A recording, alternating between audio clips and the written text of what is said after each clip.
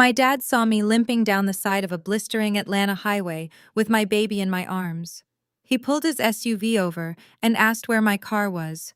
I told him my mother-in-law took the keys, telling me I should be grateful she let me live under her roof and that walking builds character. My dad went dead silent for a second. Then he looked at me and said, "Get in, this ends tonight." What he did next shattered my husband's entire world. Before I continue this story, let me know where you are watching from in the comments below. Hit like and subscribe if you have ever had to stand up to family who underestimated your worth. The Georgia heat is unforgiving in the middle of July. It rises from the asphalt in thick, shimmering waves that make the world look distorted and blurry. I am 35 years old, a grown woman, a mother. And yet I found myself trudging down the side of a busy suburban road, sweating through my thin cotton blouse. My 8-month-old son, Leo, was strapped to my chest in his carrier, his little face flushed from the oppressive humidity. The heavy diaper bag dug into my right shoulder like a dull knife, throwing my balance off with every step I took. I was wearing a pair of cheap flats, the kind you buy for a quick errand, not for a 3-mile hike along a highway with no proper sidewalks. I could feel the blisters bursting on my heels, the warm, sticky sensation of my own blood mixing with sweat, making every single step a masterclass in agony.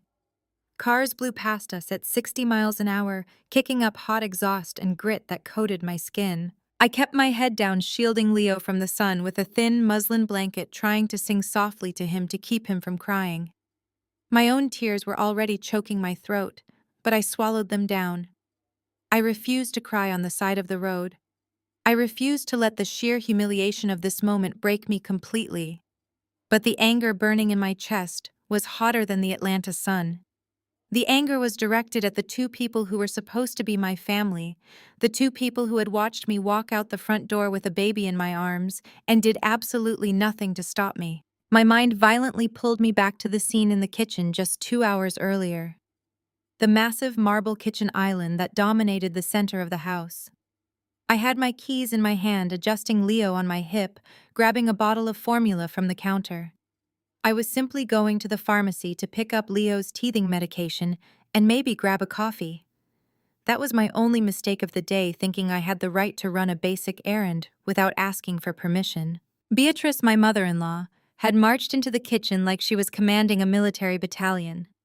She was fully dressed in her pristine church clothes, a tailored suit and pearls, just to sit around the house and dictate orders. Before I could even reach for the diaper bag, her hand shot out. She physically snatched my key fob right off the marble counter, sliding it into her pocket with a look of absolute triumph on her face. I stared at her, stunned, my hand still suspended in the air. I asked her what she was doing. I told her I needed to get Leo his medicine.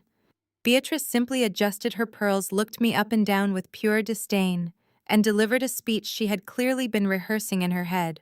"You live under my roof," she had said, her voice dripping with venom. "You follow my rules. You do not need a luxury SUV to go to the pharmacy. Walk. It builds character. You should be grateful we even let you stay here and eat our food." I had turned to look at Jamal, my husband, the man who stood at the altar and promised to protect me. He was standing by the coffee maker, casually stirring milk into his mug. The ceramic spoon clinked against the sides of the cup, the only sound in the suffocating silence of that kitchen. He did not look up. He did not defend me.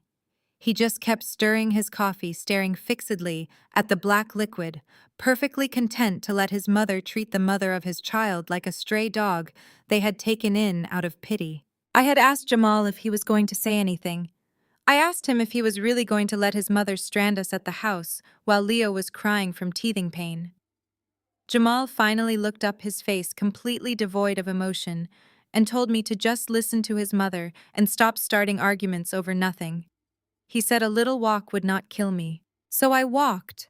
I walked right out the front door, leaving my keys in Beatrice's pocket, leaving my coward of a husband to his coffee. I walked because I knew something they did not know. I knew that the entire dynamic of that house was built on a massive, fragile lie. They thought they had me trapped. Beatrice thought she was the queen of the manor, ruling over her domain with an iron fist. Jamal thought he was the dutiful son and the undisputed head of our marriage. They both thought I was a dependent, struggling stay-at-home mother who had nowhere else to go and no money to my name. They thought my submission was born of necessity. They had absolutely no idea that my silence was a choice I had made to protect Jamal's fragile ego, a choice I was severely beginning to regret. Every step on the burning pavement felt like a physical manifestation of my failed marriage. The pain shooting up my legs matched the aching betrayal in my heart. How had I let it get to this point? I am an educated woman. I negotiate multi-million-dollar supply chain logistics contracts for a living. I command boardrooms. I control massive corporate budgets. Yet here I was, shrinking myself down to the size of a peasant to appease an insecure mother-in-law and a weak husband. I had let them treat me like a burden because I wanted so desperately to have a peaceful family life for Leo. I thought that if I just kept my head down, if I just played the role of the quiet, grateful daughter-in-law, Beatrice would eventually accept me. I thought Jamal would eventually step up and be a man. Instead, my compliance had only emboldened them. It had taught them that I was a doormat. Beatrice taking my car keys was not about the car. It was about power. It was about showing me that she controlled my movement, my access to the outside world, my ability to care for my own son. She wanted to humiliate me, to remind me that in her eyes I owned nothing and was entitled to nothing. A massive semi-truck roared past me on the highway, the gust of wind nearly knocking me into the ditch. Leo let out a startled wail, his small body tense against my chest.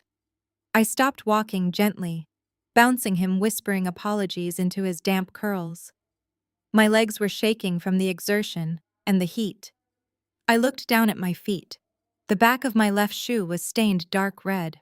The physical toll was setting in, but the emotional clarity was sharpening with every agonizing second. I was done. I was completely, utterly done. I was done hiding my corporate title. I was done pretending I did not have resources. I was done pretending Beatrice was a high society matriarch when I knew the ugly, desperate truth about her finances. The illusion they were forcing me to live in was over. I just needed to get to the pharmacy, get a ride to my private office downtown, and start making the phone calls that would dismantle their entire world. I adjusted the diaper bag, gritted my teeth against the stinging pain in my heels, and took another step forward. I was about a mile away from the shopping center. The heat index was hitting 98 degrees. My vision was starting to swim slightly from dehydration, but I locked my eyes on the horizon. I just had to keep moving. Suddenly, the loud blare of a car horn pierced through the ambient traffic noise. A massive, sleek black SUV swerved aggressively from the middle lane, cutting across the solid white line and pulling directly into the bike lane right in front of me. The tires screeched on the hot asphalt, kicking up a cloud of dust and gravel. I stumbled backwards, shielding Leo instinctively, my heart hammering against my ribs. The vehicle was completely blacked out, heavy-tinted windows, making it impossible to see inside. For a terrifying second, I thought it was someone trying to run me off the road. Then the passenger side window rolled down smoothly. The blast of freezing air conditioning hitting my sweaty face felt like stepping into another dimension.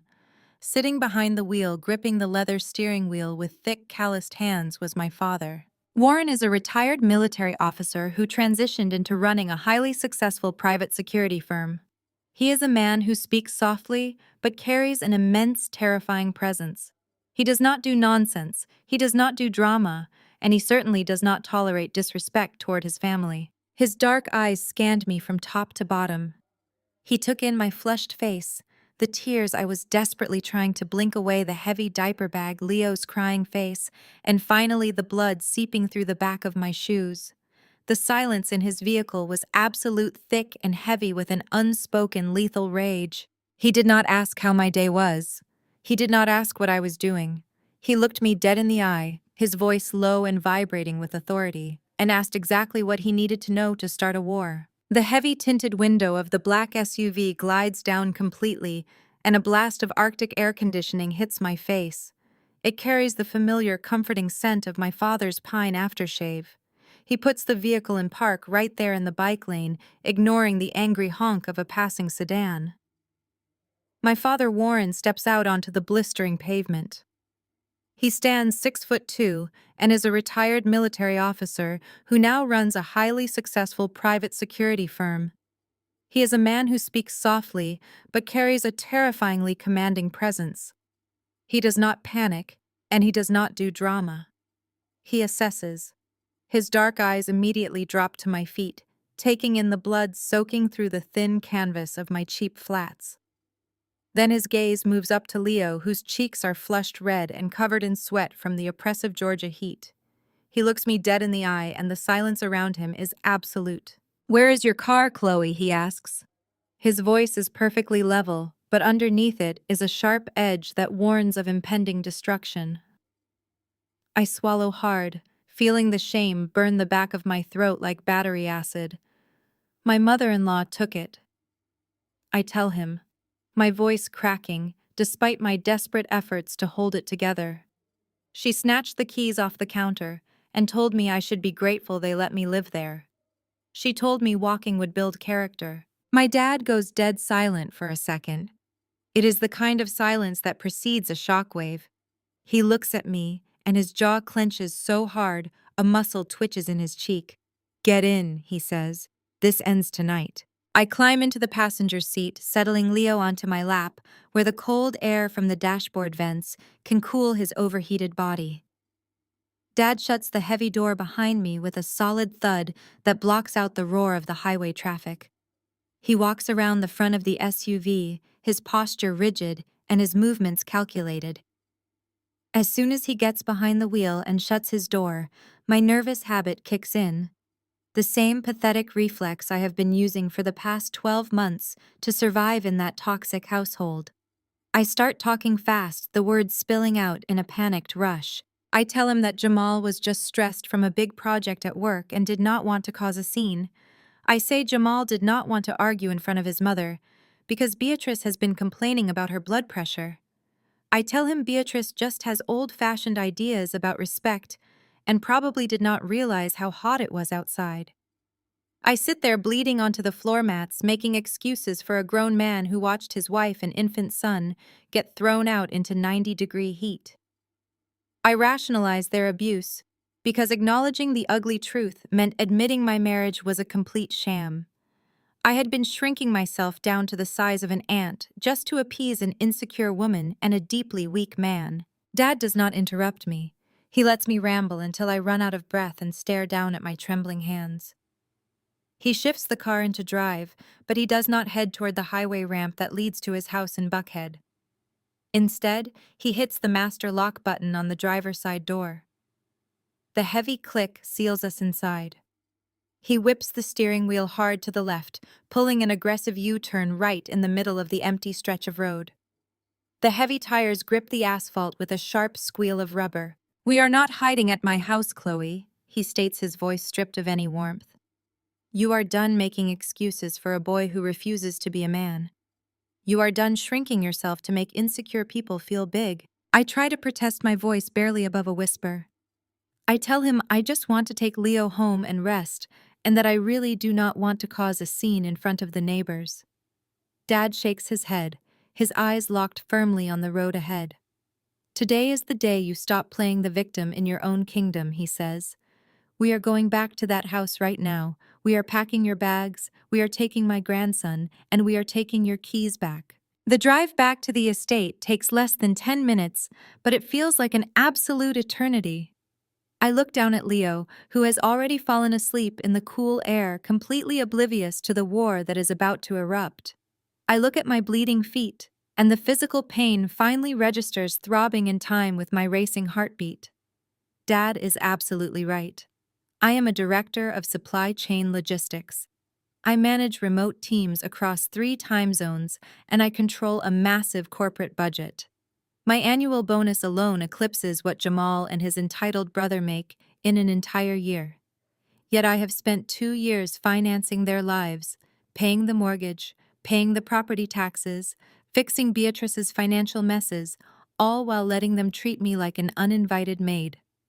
I have let Beatrice parade around town acting like a wealthy socialite on my dime, while she treats me like garbage behind closed doors to stroke her son's fragile ego. The sheer audacity of what happened this morning washes over me, burning away the last of my submission. We turn off the main thoroughfare and glide down the winding oak-lined street that leads to the estate. The massive wrought iron gates loom ahead, standing tall and imposing between two heavy stone pillars. Normally, visitors have to press the brass intercom buzzer and wait for Beatrice to grant them permission to enter.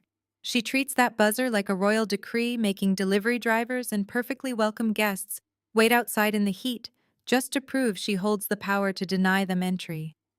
She loves making people wait at her gate to feed her delusions of grandeur. Dad does not even slow down the heavy SUV as we approach the keypad. He rolls down his window, reaches out a long arm, and punches in a rapid 6-digit sequence. It is the master override code. It is the code I personally programmed into the security system 2 years ago when I purchased the property through my private LLC, ensuring I would never be locked out of my own massive investment. The heavy iron gates instantly shudder and begin to swing inward, parting smoothly to clear our path.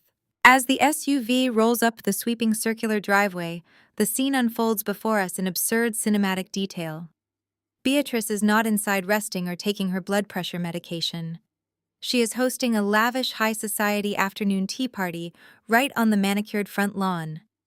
There are pristine white linen tables set up on the grass, holding silver-tiered trays of expensive catered pastries and crystal pitchers of mimosas. At least 20 women from her church circle are scattered around the yard, wearing pastel dresses and wide-brimmed hats. Beatrice is standing at the head of the main table, wearing her Sunday best, holding a champagne flute, and holding court as the undisputed matriarch of an estate she does not even own. She thinks she has successfully disposed of me for the afternoon. She thinks she has won and secured her perfect image. She has absolutely no idea that her entire fake reality is about to be reduced to ashes. The heavy all-terrain tires of my father's SUV do not stop at the edge of the paved circular driveway. Instead, he drives the massive vehicle directly onto the pristine, perfectly manicured Bermuda grass of the front lawn. The deep crunch of expensive landscaping being crushed beneath 2 tons of black steel echoes loudly across the yard. Beatrice's high society afternoon tea party comes to an immediate paralyzing halt. At least 20 women all dressed in pastel silk suits and wide-brimmed church hats freeze in their places. Silver-tiered trays of catered pastries and crystal pitchers of mimosas sit abandoned on linen-draped tables as every single pair of eyes turns toward us.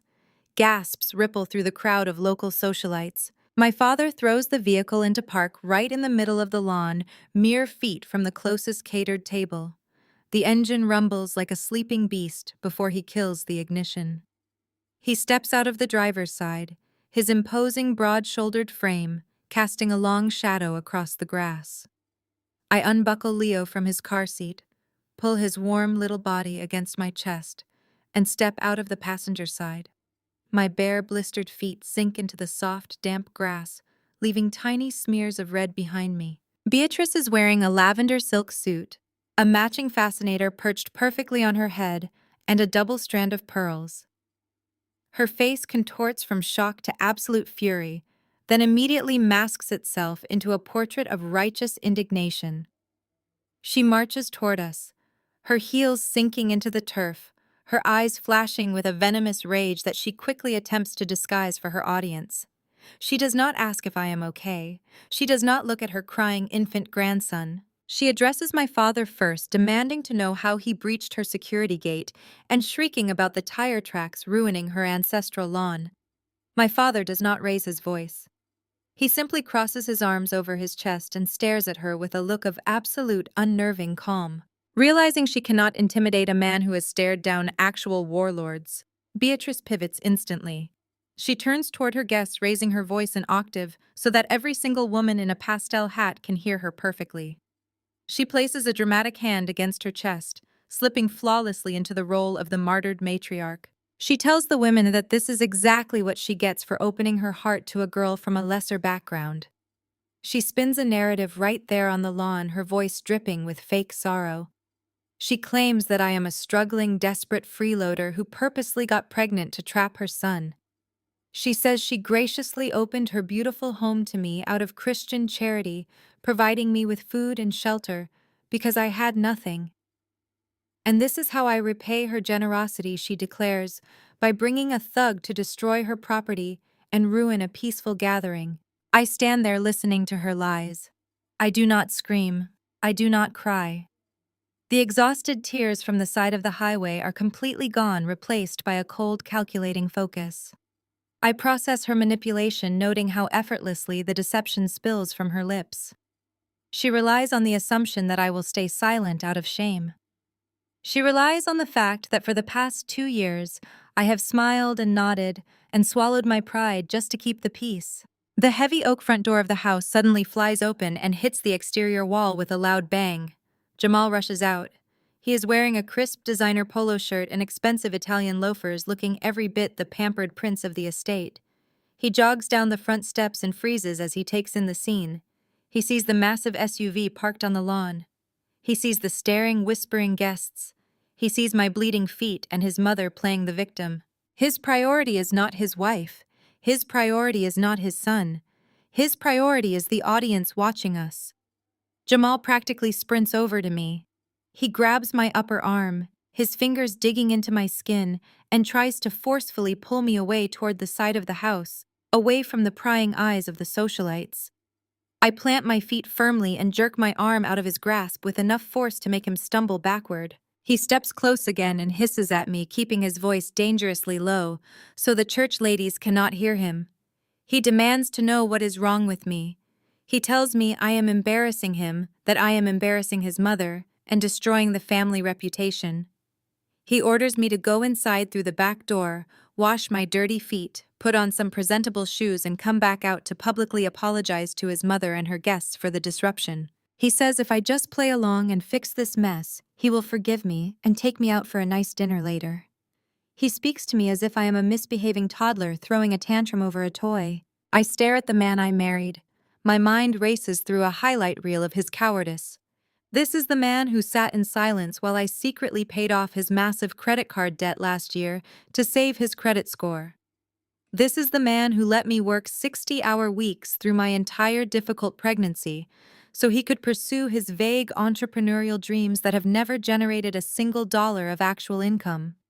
This is the man who stood by the coffee maker this morning and watched his mother steal my car keys, stranding his own child in the blistering heat. I look at Jamal and tell him in a voice as cold as ice that if he ever touches me again, my father will break his arm. Jamal pales and takes a quick step back, his eyes darting nervously toward my dad, who has shifted his weight slightly, watching Jamal with predatory focus. I walk past my husband, stepping directly into Beatrice's personal space. The scent of her heavy, expensive floral perfume is suffocating. The guests are dead silent now, holding their collective breath, watching the confrontation like a live theater performance. I hold out my right hand, my palm facing the sky. I look Beatrice directly in the eyes and tell her to hand over my car keys. I do not ask her. I do not plead. I issue a command. Beatrice looks down at my outstretched hand. She slowly drops her gaze to take in the bleeding raw blisters on my heels, the physical evidence of the torment she inflicted on me. Then she looks back up to meet my eyes. The fake sorrow vanishes from her face, replaced instantly by a slow, malicious smirk. She turns gracefully to the nearest catered table, picks up a crystal glass, and takes a long, agonizingly slow sip of her mimosa. She swallows, lowers the glass, and lets out a soft, mocking laugh that carries clearly across the silent lawn. She tells me that I am out of luck. She smiles widely and says the keys are gone and the car is not here. The absolute audacity of her statement hangs in the humid Georgia air. I do not blink and I do not break eye contact. Beatrice takes another slow, deliberate sip of her mimosa, letting the silence stretch so her audience of church ladies can fully appreciate her perceived victory. She wants them to see her putting me in my place. She wants them to witness her absolute authority over my life. I gave the keys to Ashley, she announces, her voice projecting across the lawn with theatrical pride. She called this morning in an absolute panic. Her car is in the shop again and she had a critical client presentation downtown. You know Ashley actually works for a living. She is a contributing member of society. Beatrice turns slightly, gesturing with her crystal glass toward her seated friends, inviting them into her circle of judgment. Sister Margaret and Mrs. Higgins exchange knowing glances, adjusting their wide-brimmed hats. Ashley cannot be expected to take a public bus to a corporate office. Beatrice continues, turning her sharp, venomous gaze back to me. She has a real job. She has responsibilities. She brings actual value to her household. I am not going to let my daughter-in-law lose a major account just because you are too selfish to share a vehicle you do not even use. You sit at home all day in your pajamas watching daytime television. You have absolutely nowhere to be. It is incredibly selfish of you to hoard a $70,000 luxury vehicle when your family is in need. She says the words family is in need with such profound conviction that for a fraction of a second, I am almost impressed by her delusion. She has entirely convinced herself that taking my property by force is an act of noble sacrifice for the greater good of her favored white daughter-in-law. She genuinely believes she is Robin Hood stealing from the lazy to give to the deserving. Jamal finally finds his voice. He steps forward, stepping into my personal space again, hoping to quickly smother the fire before it burns down his mother's social standing. He reaches out and gently grips my elbow, his voice taking on that soothing, patronizing tone he uses whenever he wants me to back down. "Chloe, just let it go for today," he whispers urgently, his eyes darting toward the silent crowd of women watching us. "Ashley just needed a favor. We are family, and family helps family. You know her crossover has been having transmission issues all month. She will bring the SUV back tonight filled with premium gas. I promise. If you really need to go to the pharmacy, I will call you a rideshare on my account. Just please stop embarrassing us in front of the guests and go inside." I look down at the hand gripping my elbow. I look at the expensive watch on his wrist, a birthday gift I bought for him last year. I look at the man who is actively negotiating my submission to protect his mother's pride. He is offering to buy me a $10 ride in a stranger's sedan to fetch medicine for his screaming son, while his brother's wife drives my fully paid-off customized vehicle to a public relations meeting. I do not raise my voice. I do not swat his hand away. I simply shift Leo slightly higher on my chest, supporting his weight with my left arm. With my right hand, I reach into the deep pocket of my slacks. When I purchased that vehicle, I did not just buy a car. I bought peace of mind. The dealership had installed a state-of-the-art premium remote security suite tied directly to an application on my smartphone. It was designed to prevent high-end vehicle theft in the city, allowing the owner total administrative control over the engine, the locks, and the GPS tracking system from anywhere in the world. I pull my phone from my pocket. The screen glows brightly in the afternoon sun. I unlock it with my thumbprint and tap the sleek black icon of the security application. The interface loads instantly, bringing up a high-definition satellite map of the greater Atlanta area. "What are you doing?" Jamal asks, his brow furrowing in irritation. He drops his hand from my elbow, frustrated that I am looking at a screen instead of bowing my head in compliance. "Chloe, I am talking to you. Put the phone away and go inside." I ignore him completely. My eyes trace the digital map on my screen. There is a pulsing blue dot moving rapidly down the center of the display. I tap the dot to pull up the real-time telemetrics. The app tells me everything I need to know. Ashley is currently doing 68 miles an hour in the center lane of Interstate 85, right in the heart of downtown Atlanta traffic. The interior cabin temperature is set to a crisp 68 degrees, and my premium sound system is currently blasting pop music. She is completely comfortable, entirely unbothered by the fact that she is driving a stolen car, while its owner was left bleeding on the side of a highway. Beatrice scoffs, crossing her arms over her chest, adjusting her pearl necklace. "Let her pout, Jamal," she says loudly, dismissing me entirely. "If she wants to stand out here and play with her little phone like a petulant teenager, let her. She will get over it by dinner time. She always does. She always does." That is the phrase that echoes in my mind.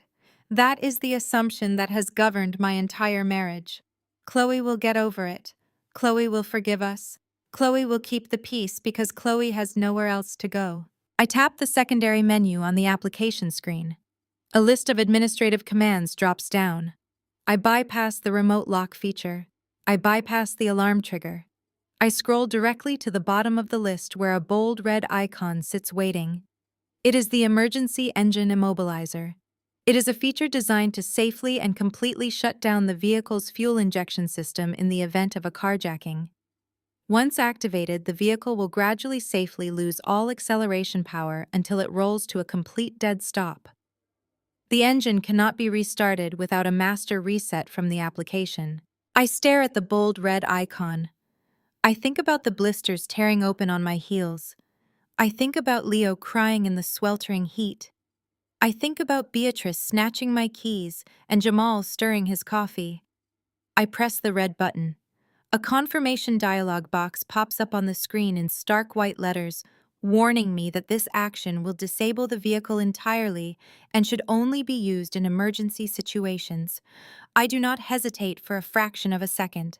I press confirm. The application loads for 2 seconds, a small spinning circle, indicating the signal is being beamed directly to the satellite and down to the receiver hidden deep inside the dashboard of my SUV. Then a green checkmark appears. The command is successful. The blue dot on the map instantly begins to slow down, dropping from 68 miles an hour to 50 to 30 to 0. I lock my phone screen and slide it calmly back into my pocket. Jamal is staring at me, his frustration boiling over into genuine anger. He steps forward, pointing a finger at my face. "What is wrong with you?" he demands.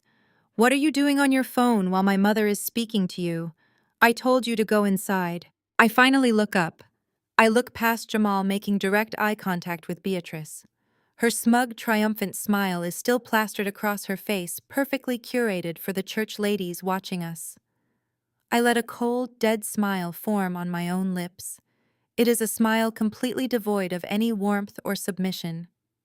I look back to my husband, who is waiting for an apology he will never receive. "Ashley does not have my car," I tell him, my voice carrying a terrifying, lethal calm that silences the entire lawn. Ashley has a 2-ton paperweight sitting dead in the middle of the I-85. The absolute silence that follows my declaration is shattered by the sharp grating sound of a marimba ringtone. The noise cuts through the humid Georgia air like a siren.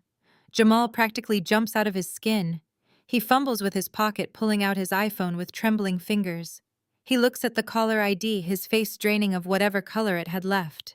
He answers the call, pressing the phone to his ear, but he does not even have a chance to say hello. The voice on the other end is so loud, so frantic, that the audio bleeds clearly through the speaker, broadcasting across the manicured lawn for every single pastel-clad church lady to hear. It is Malik, Jamal's older brother. Malik is shouting, his voice tight with panic, asking what the hell is wrong with my car. In the background, layered beneath the blaring horns of furious Atlanta traffic and the distant wail of a police siren, is the unmistakable, hysterical screaming of Ashley. She is shrieking about her ruined presentation, about the danger, about the sheer humiliation of sitting in a dead vehicle while thousands of commuters swerve around her. Jamal pulls the phone slightly away from his ear, his eyes wide with a mixture of terror and fury. He looks at me, his chest heaving under his designer polo shirt. He hangs up on his brother without saying a single word. He takes a sudden, aggressive step toward me, his hands balled into fists at his sides. The veins in his neck bulge as he completely loses his grip on his carefully crafted image of the calm, collected husband. He demands that I unlock the engine right this second. He screams that I have gone completely insane, that I am putting his sister-in-law's life in danger, and that I am going to cause a massive pileup on the interstate.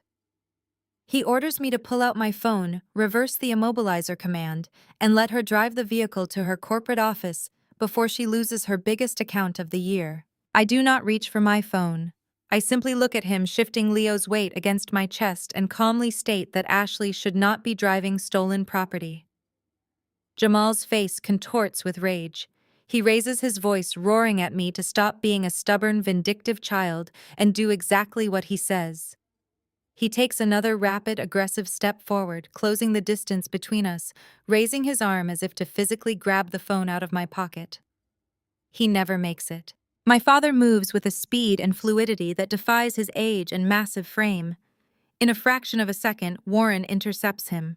Dad steps squarely between Jamal and me, completely blocking my husband's path. He does not shove Jamal. He does not need to. He simply stands there, an immovable wall of muscle and military discipline, his broad chest inches from Jamal's face. The look in my father's eyes is lethal. It is the cold, calculated stare of a man who has neutralized threats in combat zones far more dangerous than a suburban tea party. He leans down slightly, invading Jamal's personal space, and drops his voice to a low, vibrating baritone that carries a promise of absolute destruction. "Take one more step toward my daughter."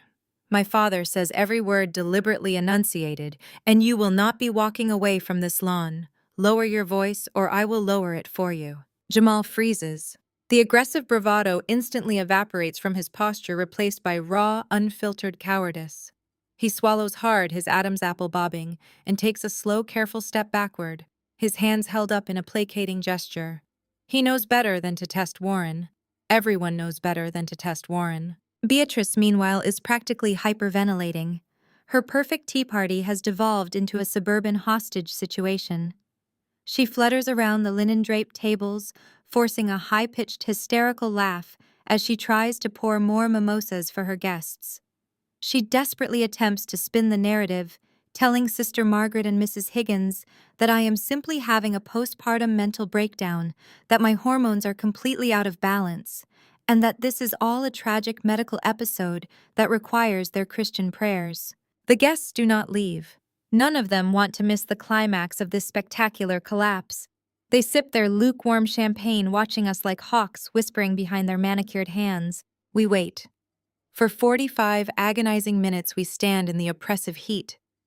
My father leans casually against the hood of his black SUV, his arms crossed over his chest, his dark eyes never leaving Jamal or Beatrice. I stand beside him, gently bouncing Leo, who remains mercifully asleep against my shoulder.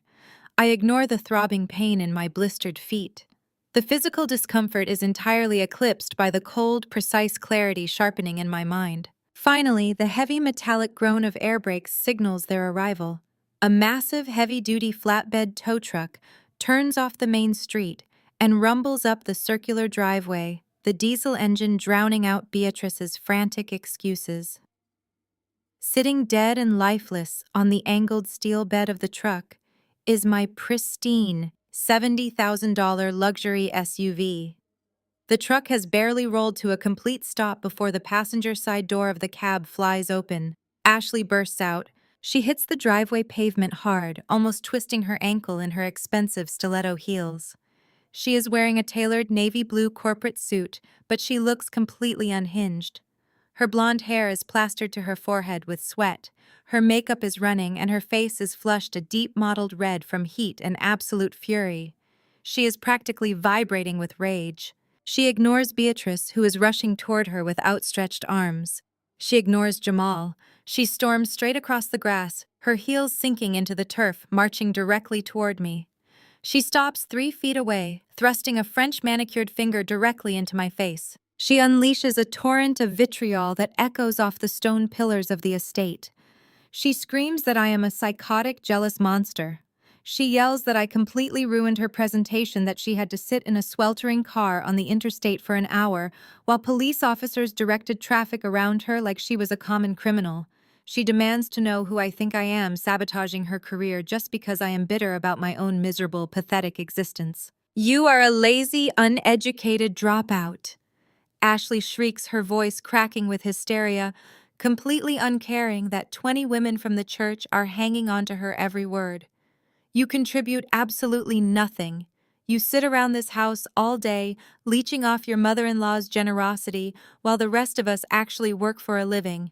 Beatrice nods emphatically in the background, dabbing at her dry eyes with a tissue, playing the role of the long-suffering victim who has been financially drained by my presence. Ashley takes a breath, emboldened by Beatrice's silent support. She crosses her arms, looking me up and down with an expression of pure disgust. "How do you sleep at night? she demands, her voice dripping with venom. How do you justify sitting at home on your lazy behind playing house while Malik and I break our backs working 50-hour weeks to keep this family afloat? You are a parasite. You own nothing. You are nothing. I let her finish. I let the silence return to the lawn, allowing her toxic, hypocritical words to settle over the crowd.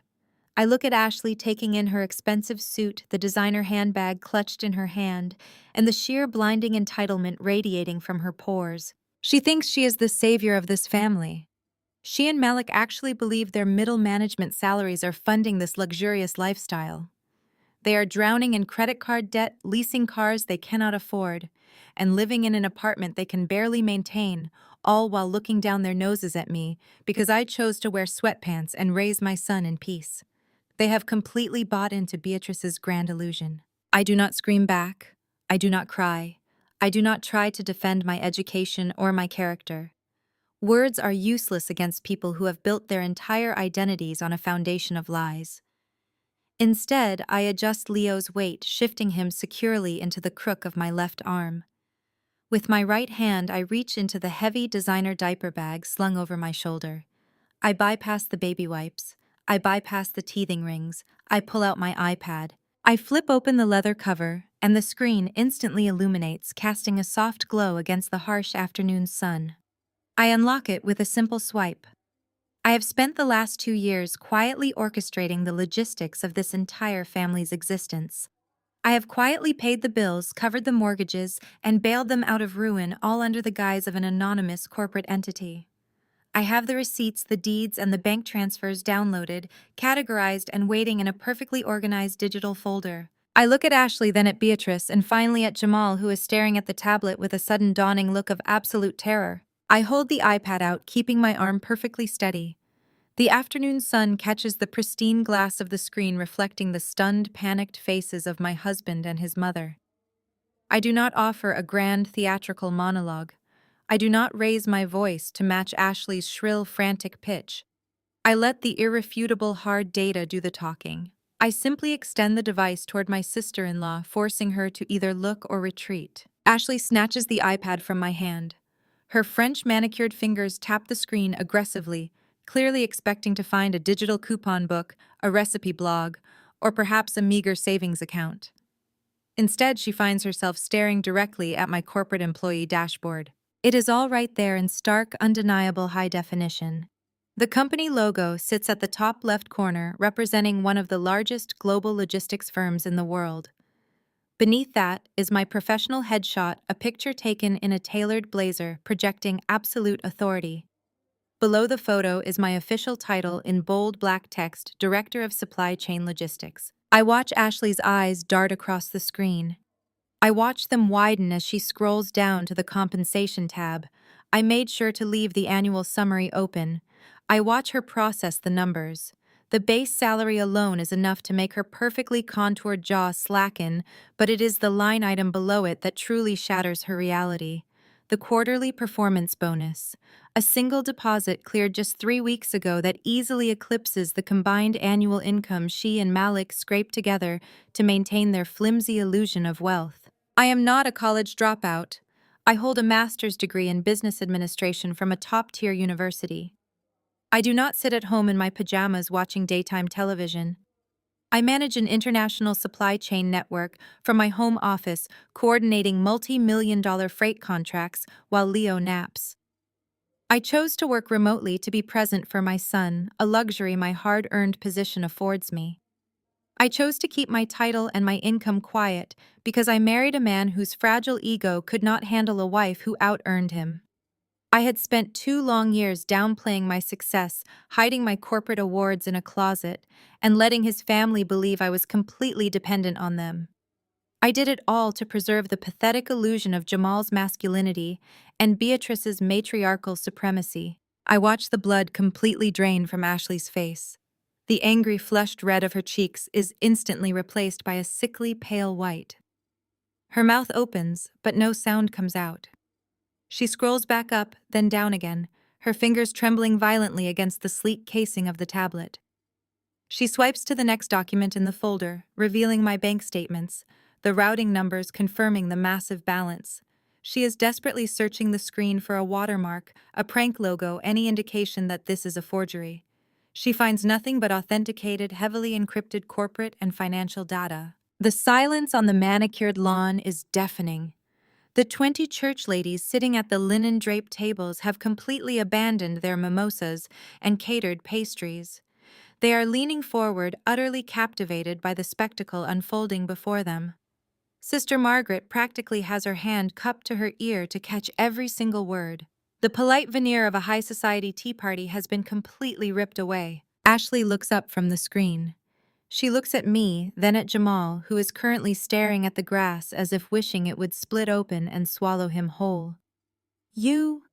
Ashley stammers, her voice dropping from a triumphant shriek to a harsh, ragged whisper. You are a director. Yes, I say, my voice level and calm. And that premium $70,000 vehicle you are currently paying a premium to have towed off the interstate is registered exclusively under my name, purchased with my own money, and completely paid off. You stole it. I disabled it. I hope you enjoyed sitting in the heat. Ashley looks like she has been physically struck. The humiliation is absolute. She has spent the last year treating me like a charity case, making snide passive-aggressive comments about my lack of ambition at every family holiday. She has spent months bragging about her junior management position as if she were running a Fortune 500 company. Now standing on the grass in her sweat-stained corporate suit, holding the irrefutable proof of my massive financial superiority, she is completely exposed.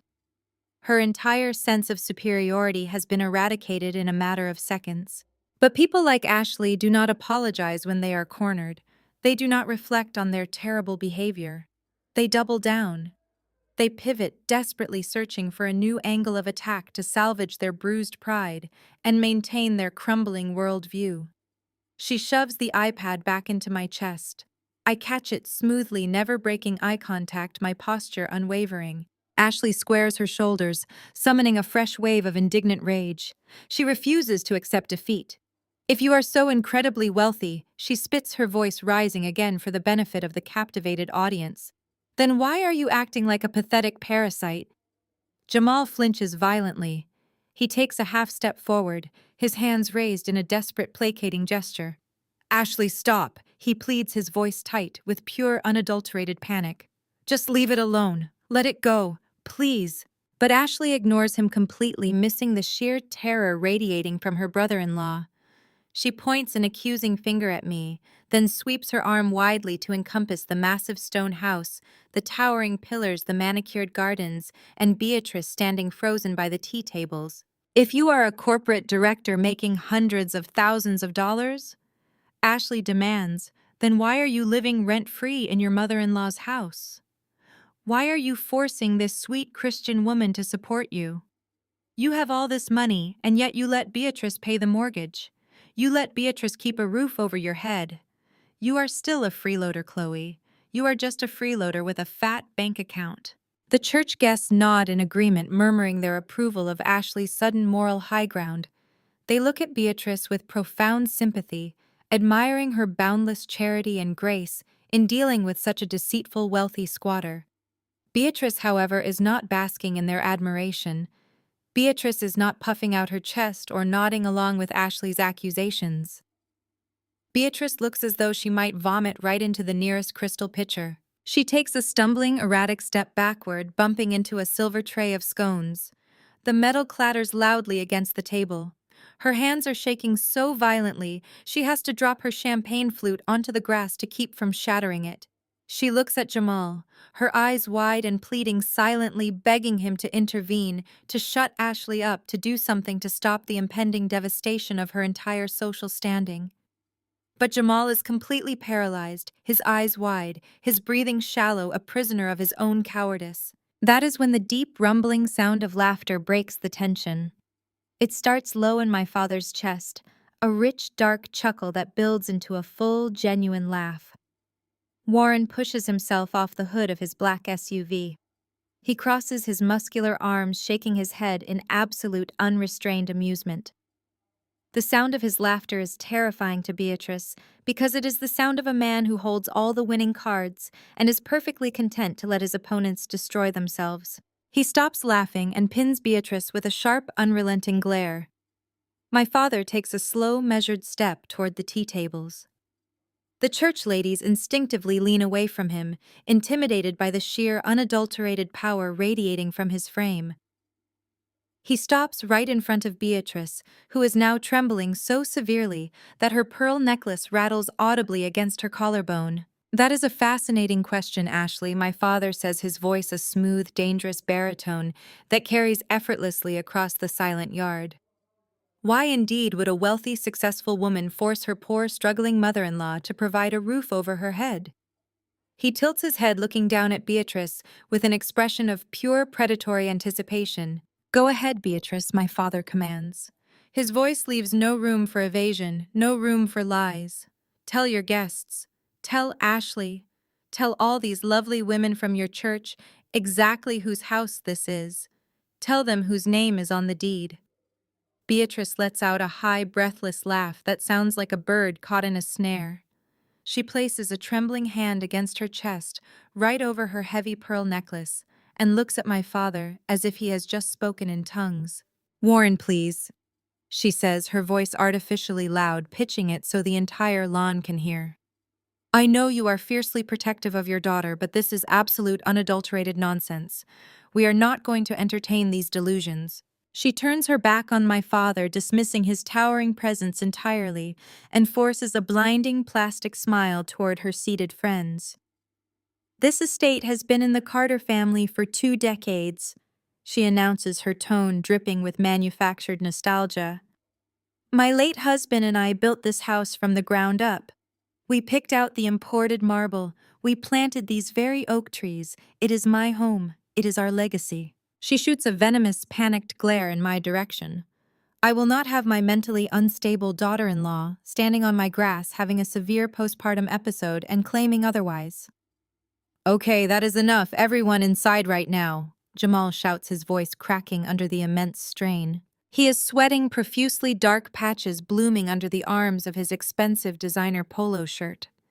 He steps frantically between me and the tables, waving his hands like a panicked traffic cop trying to divert a disaster. He is trying to physically herd the guests toward the French doors of the patio. "The humidity is clearly getting to everyone out here. Let us move this indoors. Beatrice has a beautiful lemon cake waiting in the dining room. Let us go." Nobody moves a muscle. The church ladies are seasoned veterans of Southern social warfare. They recognize a sinking ship when they see one, and not a single one of them is going to miss the moment it goes under. Sister Margaret takes a slow, deliberate sip of her mimosa, her eyes darting rapidly between Beatrice and me. Mrs. Higgins actually adjusts her posture, leaning forward in her wrought iron chair. They are practically vibrating with anticipation. I do not look at Jamal. I ignore his frantic, pathetic attempts at damage control. I turn my attention back to Ashley, who is still standing frozen, staring blankly at the iPad in her hands. Her mind is short-circuiting as she tries to process the reality of my corporate salary. I reach out and gently pluck the device from her limp, unresisting fingers, slipping it back into the front pocket of my diaper bag. Then I reach into the main compartment. I bypass the baby wipes, the extra onesies, and the pacifiers. I pull out a thick, heavy manila envelope. It is sealed with a red string tie. I walk forward. Jamal tries to sidestep to block my path, but my father simply clears his throat. It is a low, dangerous, warning growl. Jamal freezes instantly, dropping his arms and stepping aside, terrified of what Warren will do if he touches me. I walk right past my husband and stop at the main catering table. I push aside a silver tray of cucumber sandwiches and slap the heavy envelope down onto the pristine white linen. The sharp smack of paper hitting wood makes several guests physically jump in their seats. "I do not suffer from hallucinations, Beatrice," I say, my voice carrying perfectly over the manicured lawn. I do not shout. I speak with the cold, measured authority of a director addressing a failing, incompetent department. I suffer from a chronic, exhausting habit of saving this family from its own catastrophic financial ruin. I unwind the red string. I pull out a stack of thick legal-sized documents, their top pages stamped with the raised blue ink of a state notary. I spread them out across the table, ensuring they are facing the seated guests. 2 years ago, I state locking eyes with Beatrice. This beautiful historic estate was exactly 60 days away from public foreclosure. Beatrice gasped sharply, her hand flying to her mouth. You had quietly taken out 3 separate high-interest mortgages against the equity. I continue, unrelenting. You used that money to fund your country club dues, your designer wardrobe, and the elaborate charity galas you host to convince these women that you are wealthy, and then you defaulted on every single loan. How dare you? Beatrice hisses, her eyes darting to Sister Margaret in pure, unfiltered panic.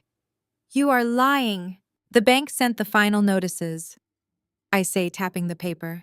You were mere weeks away from the county sheriff changing the locks and throwing your antique furniture onto this perfectly manicured lawn for the entire neighborhood to see. I turn my gaze to Jamal. He looks physically ill.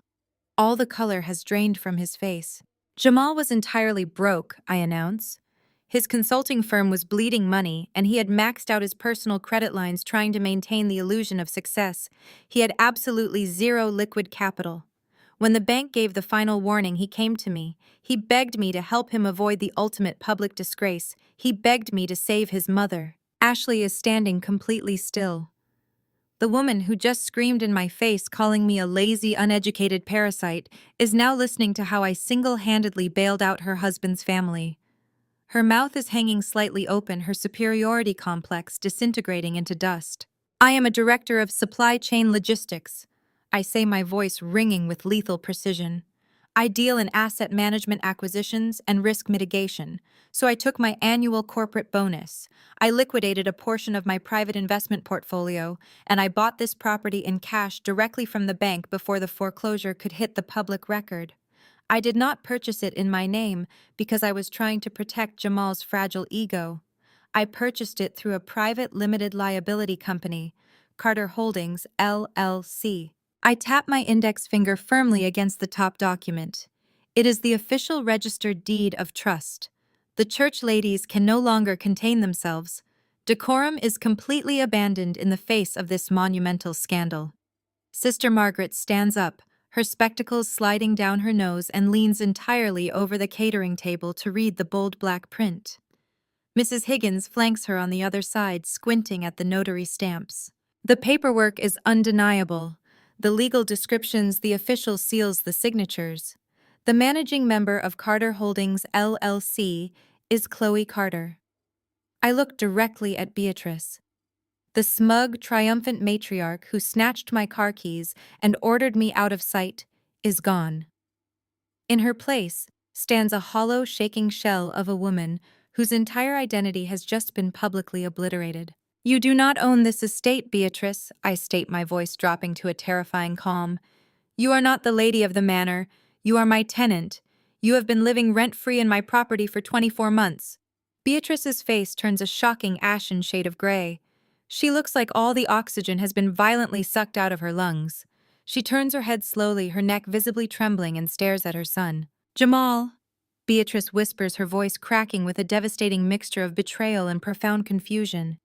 Jamal, what is she talking about? You told me you saved the house. You told me you found an anonymous corporate investor through your firm. You said you handled it. Jamal stutters. He opens his mouth, but only a pathetic, strangled sound comes out. He takes a stumbling step backward, his eyes darting frantically between his mother's shattered expression, Ashley's horrified face, and my cold, unyielding stare. The horrific, humiliating truth crashes down upon the entire lawn. Jamal never told his mother that her despised, supposedly uneducated daughter-in-law was the one who bought the house. He had taken my money, executed the purchase, and played the absolute hero. He had stood by for 2 years, letting Beatrice believe I was nothing but a worthless squatter in a kingdom I actually owned. Beatrice does not blink. She does not breathe. She simply stares at her golden child, her perfect, successful son, as the meticulously curated foundation of her entire reality turns to ash and slips through her fingers. Her mouth opens and closes like a fish pulled from the water, desperately grasping for an explanation that will make this nightmare go away. Jamal. What is she saying? Beatrice finally breathes, her voice a hollow, fragile rasp. You told me you fixed it. You told me you found an investor. Ashley steps forward, the polished corporate facade she usually wears completely shattering. Her eyes dart from the deed on the table to Jamal's sweating, panic-stricken face. Wait! Ashley snaps, her voice rising in pitch, cutting through the heavy, humid air like a serrated blade. An investor. That is not what you told Malik. Jamal's head snaps toward his sister-in-law. Ashley, shut your mouth, he hisses, taking a frantic step toward her. Do not do this right now. Do not say another word. But Ashley is entirely too furious about her ruined presentation and her disabled vehicle to care about Jamal's fragile pride.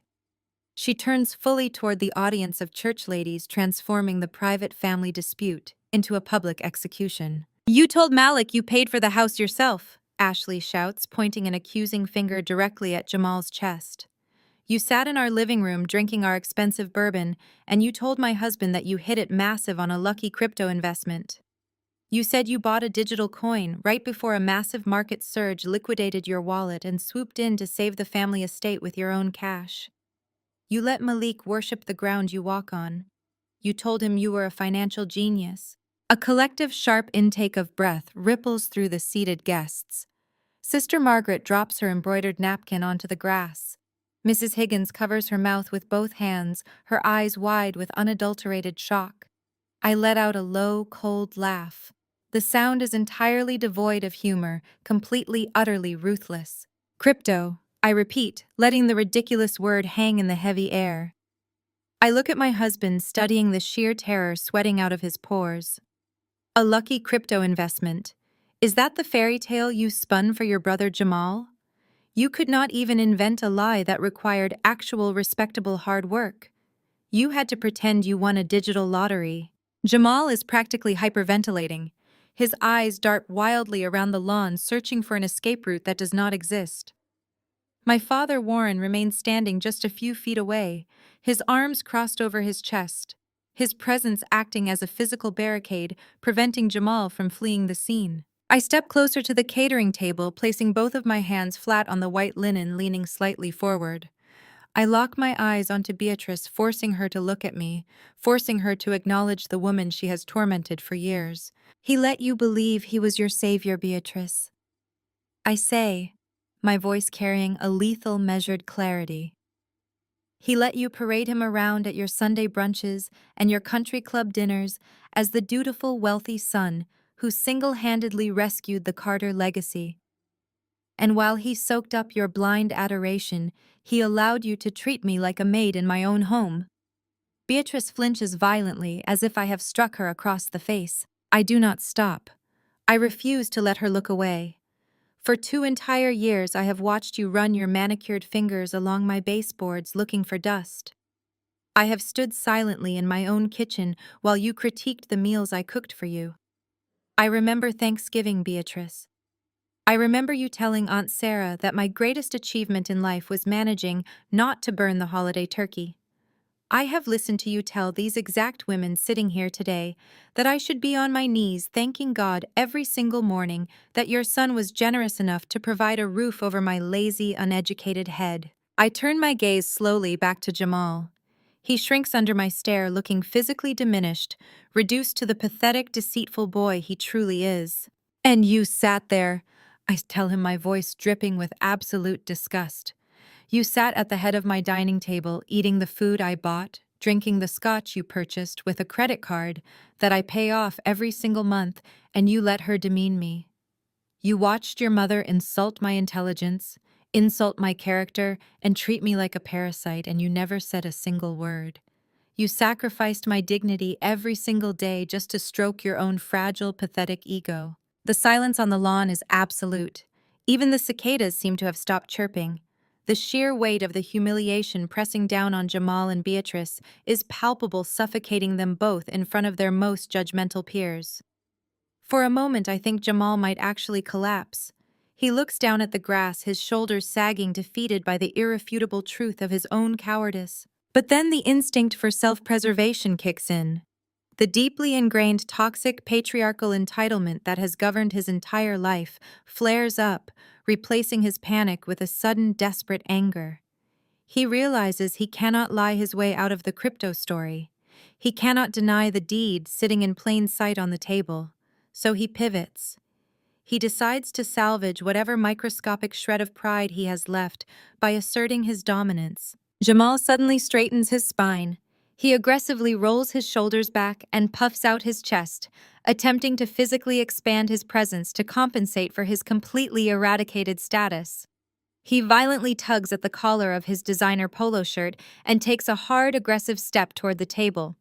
"So what?" Jamal barks, his voice artificially loud, desperate to reclaim the authority of the space.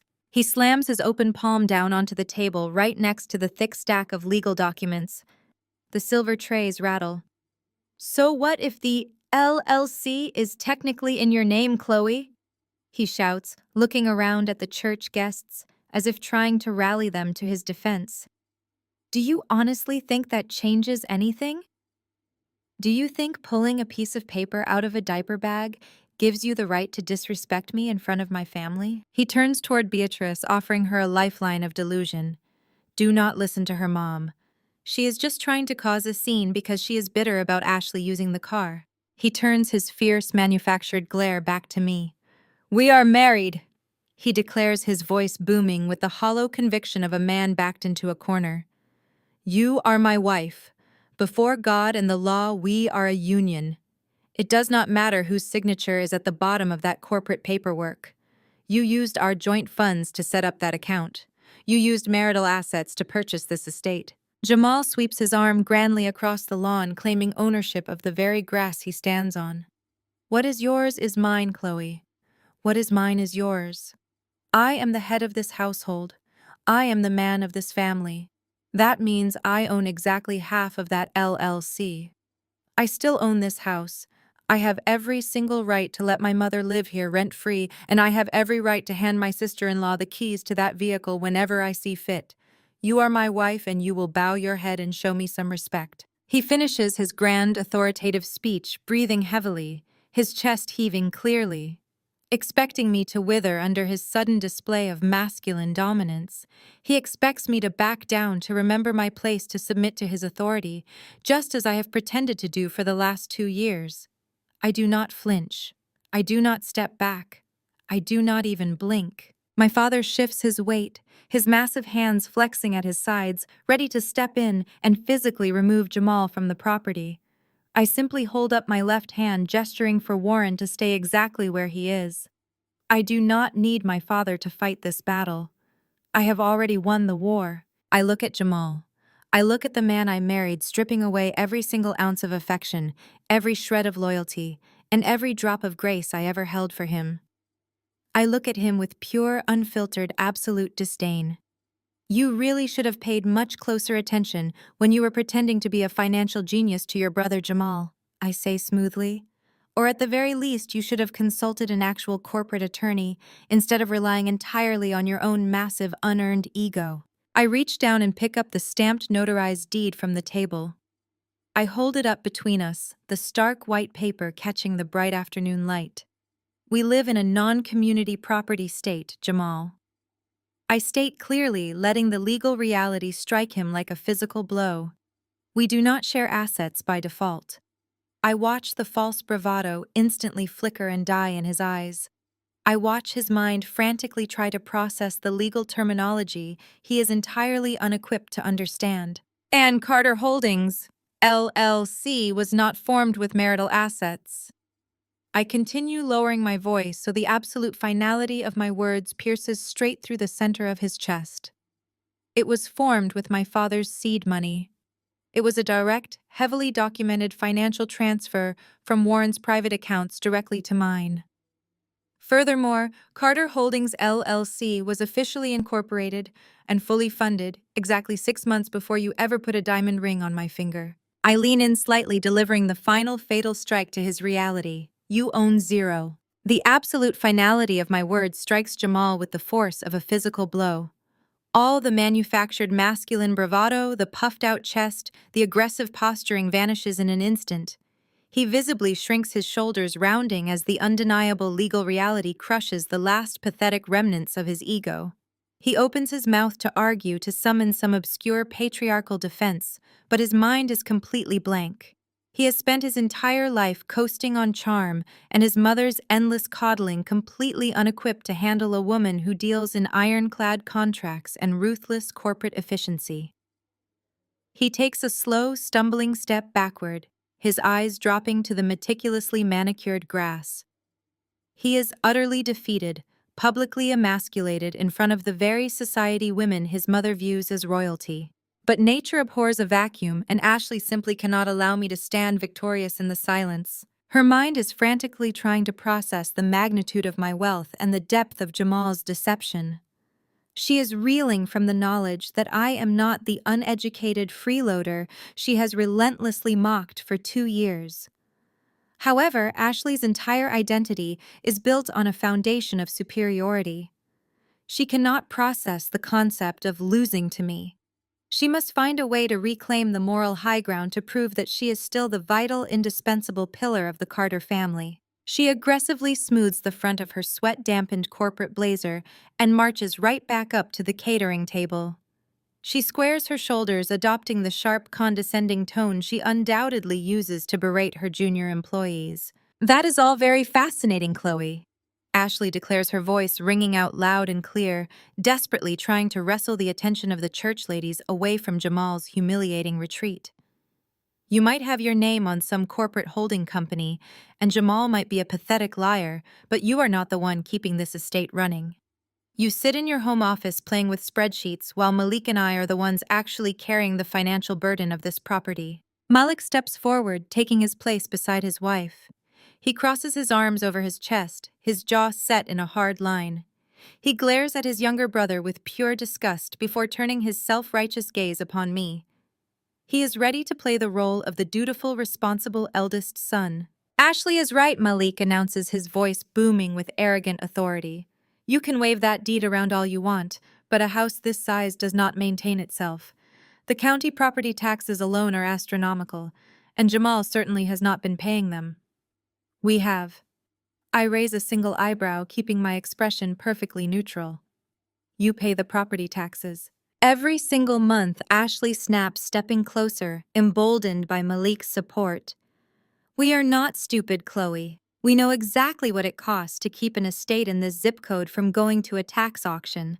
For the last 24 months, Malik and I have been transferring exactly $1,500 directly into Beatrice's primary checking account. $18,000 a year. We have sacrificed our own vacations. We have delayed buying a house of our own. We have driven cars with failing transmissions, all to make sure our mother does not lose her family legacy to the county tax commissioner. We are the true benefactors here. You just hold a piece of paper. We hold this family together."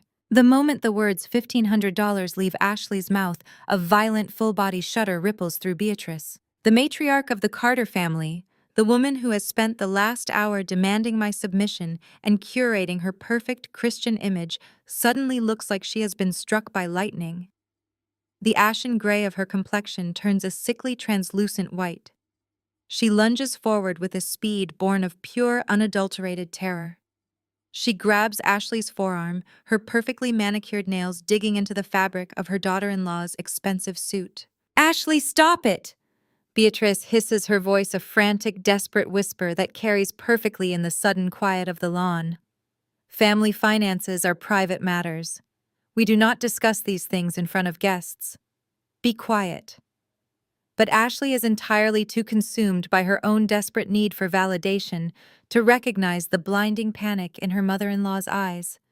She physically wrests her arm away from Beatrice's grip, shooting the older woman a look of profound irritation.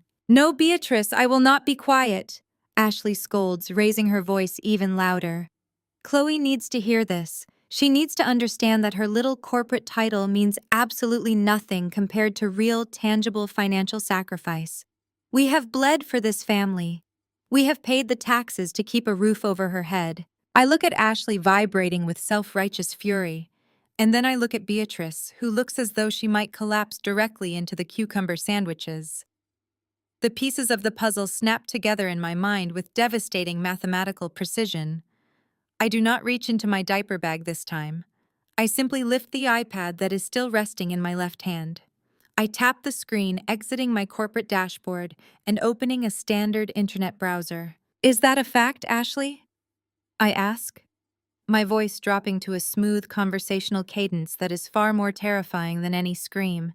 You transfer $1,500 a month to Beatrice specifically for the Fulton County property taxes. Yes, Ashley sneers, tossing her blonde hair over her shoulder. Every month on the 1st, like clockwork. I keep my eyes locked on Ashley as my fingers fly across the digital keyboard. I navigate directly to the Fulton County Tax Commissioner's public access portal. It is a completely open government database available to anyone with an internet connection and a property address. Let us verify that tremendous sacrifice, I say, my tone entirely pleasant. I type in the address of the estate. The page loads instantly.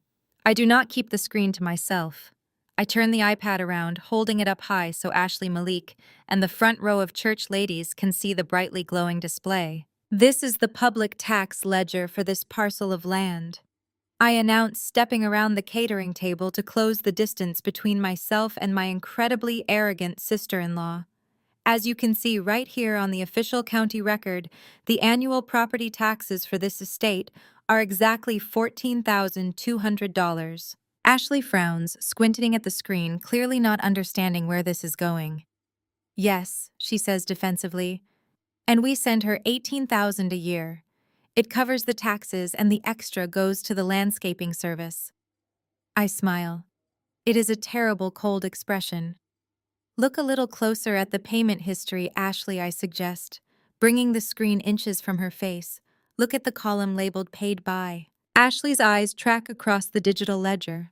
Malik leans over her shoulder, his brow furrowing as he reads the text. The taxes are not paid in monthly installments, I explain, my voice ringing out with crystal clarity, and they certainly are not paid by Beatrice Carter. As the registered owner of this property, Carter Holdings LLC pays the property tax in full every single November via a direct corporate wire transfer. Beatrice has never logged into this portal. Beatrice has never written a check to the county commissioner. Beatrice does not even have the legal authorization to view the property tax bill. The silence that descends upon the lawn is heavier than the stifling Georgia heat. Ashley stands perfectly still. Her eyes are locked on the screen, reading the words Carter Holdings, LLC, over and over again, as if hoping the text will magically change. Malik is staring at the iPad, his jaw slackening as his brain slowly, painfully processes the irrefutable data staring him in the face. I lower the tablet, turning my gaze to the trembling matriarch. $1,500 a month, I muse aloud, performing the arithmetic for the captivated audience. $18,000 a year, $36,000 over the last 24 months.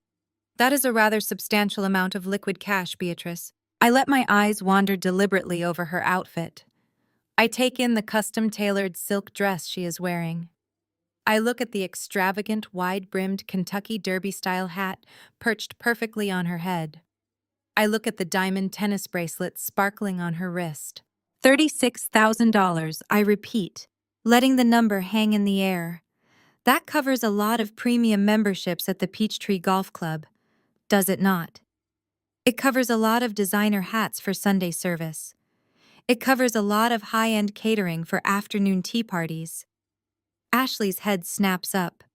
She looks at me, her expression morphing from arrogant disbelief to sheer unadulterated horror. She turns her head slowly, mechanically, to look at Beatrice. Malik looks at his mother, the woman he has worshipped, the woman he has relentlessly defended, the woman he has sacrificed his own financial stability to protect. He looks at her designer dress. He looks at the crystal champagne flutes scattered across the tables. He remembers his wife crying over their maxed-out credit cards, while Beatrice casually bragged about her new country club status. Beatrice shrinks under their combined stares. She holds up her hands, her palms facing outward, tears finally spilling over her carefully applied makeup. Malik, she whimpers, her voice trembling with genuine panic. Malik, baby, please let me explain. I needed to maintain our image. I needed to keep up appearances for the church. You know how important our standing is in this community. The united villainous front of the Carter family shatters into a million jagged pieces. Ashley lets out a sound that is half scream, half sob.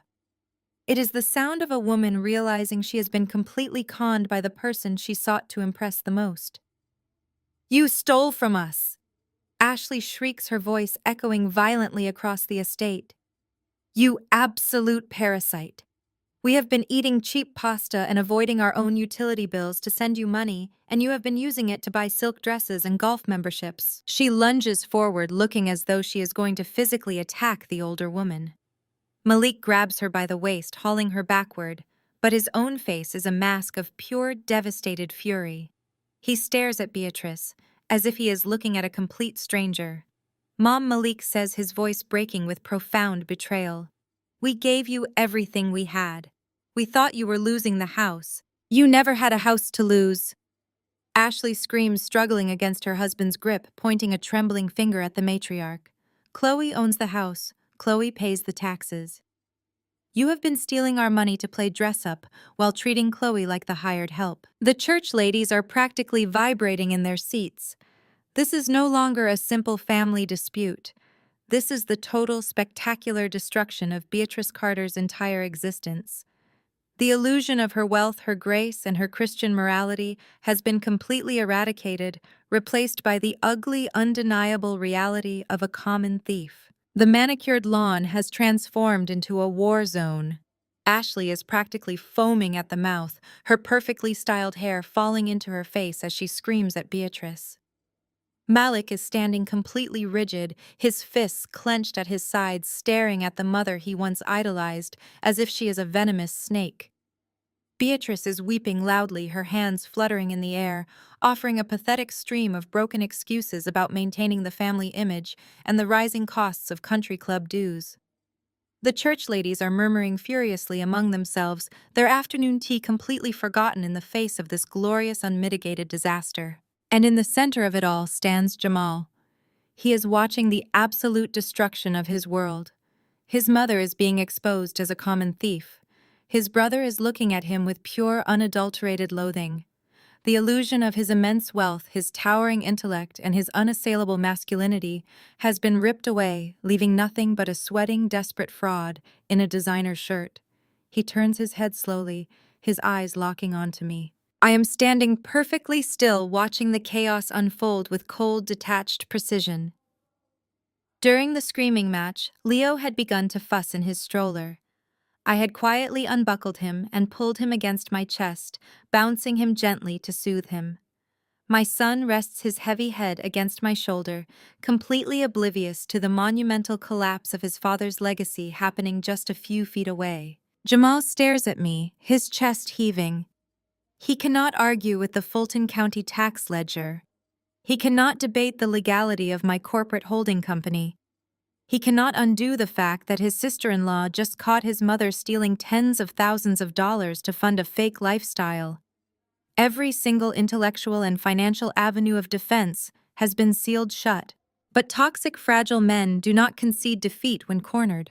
When they are stripped of their lies, they resort to the only tool they have left: physical intimidation. I watch the shift happen in Jamal's eyes. The panicked, cornered look is suddenly replaced by a dark, surging rage. The veins in his neck bulge against his skin. His hands ball into tight fists. He has lost control of his mother. He has lost control of his brother. He has lost control of his reputation. He is desperate to assert control over something, anything, to prove he is still the undisputed patriarch of this family. He fixes his furious gaze on the one piece of property he believes he still unequivocally owns. Our son, you have ruined everything. Jamal snarls, his voice low and guttural, vibrating with a terrifying, unpredictable energy. You planned this. You humiliated my mother in front of her friends. You destroyed my relationship with my brother. You did this just to make me look like a fool.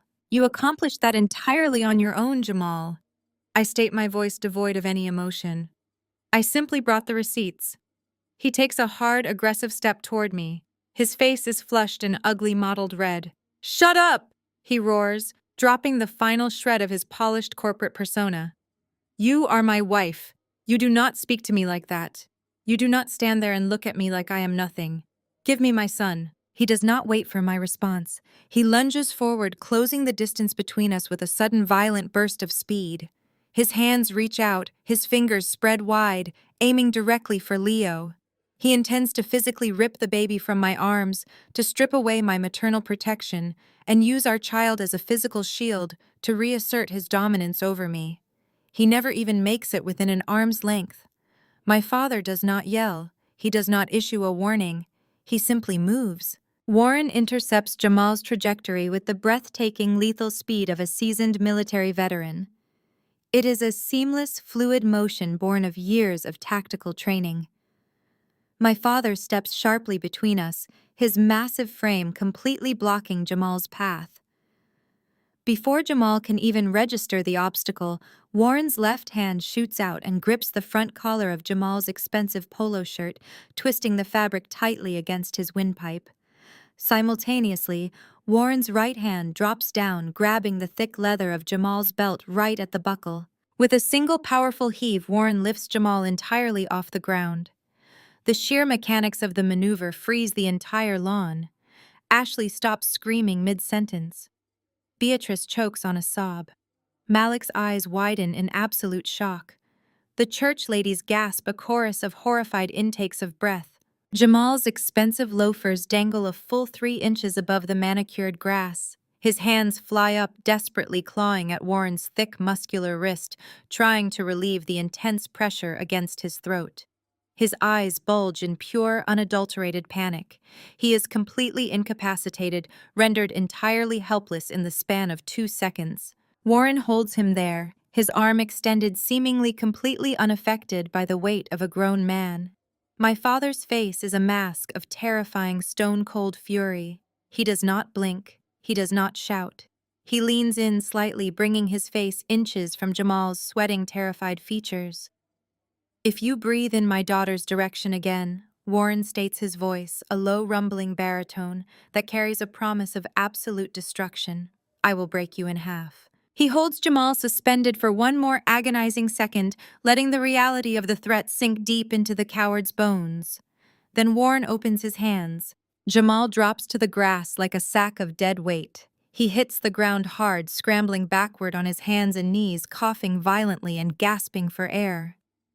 The polished, arrogant man who just demanded my submission is now cowering on the lawn, his expensive clothes stained with grass and dirt, looking up at my father with the wide, terrified eyes of a beaten animal. He scrambles back until his shoulders hit the edge of the stone patio, retreating as far away from Warren as physically possible. The silence that follows is absolute. It is the heavy, ringing silence of complete subjugation. No one dares to move. No one dares to speak. Warren simply stands there, his massive shoulders squared, a silent, immovable fortress standing guard over his family. I do not tremble. My heart rate has not elevated. I simply smooth my hand over Leo's back, ensuring the sudden commotion has not startled him. My son is perfectly fine, his cheek still resting warmly against my collarbone. I look at the pathetic, coughing mess of a man on the ground, and I feel absolutely nothing. No pity, no residual affection, just the cold, clinical satisfaction of an extraction completed successfully. I turn to my father. "Thank you, Dad," I say quietly.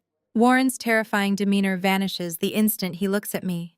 His eyes soften, the lethal protector instantly transforming back into the gentle, doting grandfather. He steps closer and holds out his massive hands. "Let me take my grandson, Chloe," he says, his voice warm and reassuring. "You have some final business to conclude." I carefully transfer Leo into my father's waiting arms. Warren cradles the baby with practiced ease, holding him securely against his broad chest, stepping back to give me the physical and metaphorical floor. I turn my attention back to the catering table.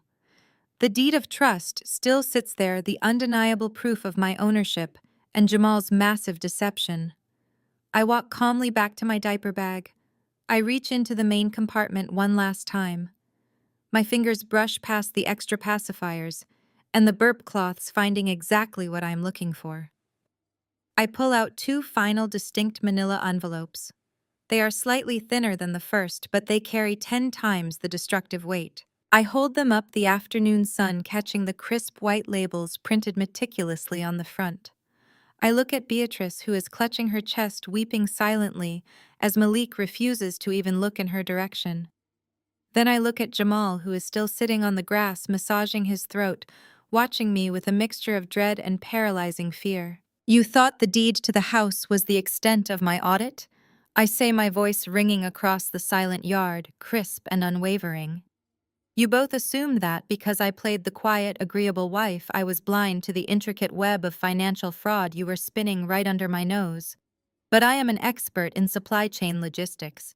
I track assets from their origin to their final destination. I find the leaks, I identify the corruption, and I eliminate the liabilities. I take the first envelope and toss it onto the table right next to the silver tea service. This one is for you, Beatrice, I announce. I take the second envelope and toss it down beside the first. And this one is for you, Jamal. I look at the two of them, the mother and son who spent 2 years treating me like a disposable asset, utterly oblivious to the storm gathering above their heads. Let us talk about where the rest of the money went, I say. I slide the first envelope across the smooth linen of the catering table, pushing it directly until it bumps against Beatrice's trembling fingers. The heavy paper makes a soft scratching sound against the fabric. Beatrice looks down at it, as if it is a venomous serpent uncoiling on the table. She does not want to touch it. She knows, with the primal instinct of a cornered predator, that whatever is inside that envelope will finalize her destruction. Open it, Beatrice. I command, my voice a flat, uncompromising whip that cracks through the humid afternoon air. You have spent the last 2 years demanding transparency and respect in this house. Let us honor those values right now. Her hands are shaking so violently that she can barely grip the red string tying the flap shut. Sister Margaret and Mrs. Higgins, practically leaning entirely out of their wrought iron chairs, watch with morbid, unblinking fascination. Beatrice fumbles with the seal, tearing the thick manila paper in her frantic haste. She slides out a stack of crisp white legal documents. At the top of the very first page is a bold black heading stamped with the red ink of the Fulton County Court Clerk. Notice to vacate. 30-day eviction. Beatrice stares at the words. Her lips move silently, trying to sound out the syllables as if they are written in a foreign language. Her eyes dart wildly across the legal jargon, searching for a loophole, a mistake, a misprinted name. She finds none. That is a formal, legally binding, court-notarized eviction notice. I state, ensuring my voice reaches the very back row of the stunned church ladies. I filed it with the county magistrate yesterday morning. The legal clock is already ticking. Your rent-free ride is officially over, Beatrice. You have exactly 1 month to pack up your imported china, your crystal pitchers, and every single one of those absurd overpriced designer hats, and get off my property. The air leaves Beatrice's lungs in a harsh, ragged wheeze. You cannot do this, she stammers, her voice cracking into a pathetic, high-pitched whine. This is my home. My friends are here. My church is here. Where am I supposed to go? That is entirely your problem, I reply, folding my arms across my chest. You have zero equity in this estate. You have zero ownership in Carter Holdings, LLC. And judging by the fact that you had to steal $36,000 from your eldest son just to pay for your country club dues and these catered tea parties, you have absolutely zero income. You are a tenant who has overstayed her welcome, and I am the landlord who is terminating the lease. The proud, unyielding First Lady of the Carter family, the woman who commanded respect through intimidation and false piety, shatters completely. The veneer of Southern grace dissolves into a puddle of raw, ugly desperation. Beatrice drops the eviction notice onto the table. She turns frantically toward the patio where Jamal is still sitting on the grass, clutching his throat, keeping a terrified distance from my father's towering frame. Jamal! Beatrice shrieks, the sound tearing from her throat like a dying animal. Jamal, do something! You cannot let her do this to me. I am your mother. You promised me I would always be taken care of. Fix this. Make her take it back. Jamal flinches at the sound of his mother's desperate wailing. He looks at her, then looks at my father, who simply shifts his weight and narrows his eyes, a silent, lethal warning to stay exactly where he is. Jamal cowers. The man who spent 2 years puffing out his chest and demanding total submission from his wife now refuses to even stand up to defend his own mother. He looks away, staring at a patch of clover near his knee, utterly paralyzed by his own cowardice. Beatrice lets out a ragged sob, realizing her golden child, her supposed savior, is completely useless. Panic overtakes her entirely. She spins around, her frantic eyes locking onto her eldest son. "Malik!" she begs, her voice dropping into a desperate, pleading whimper.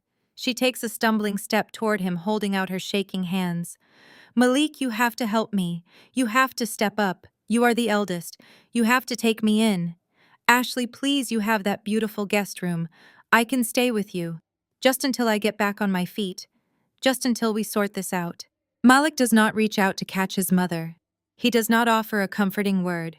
He takes a very deliberate, calculated step backward, physically distancing himself from the toxic wreckage of her life.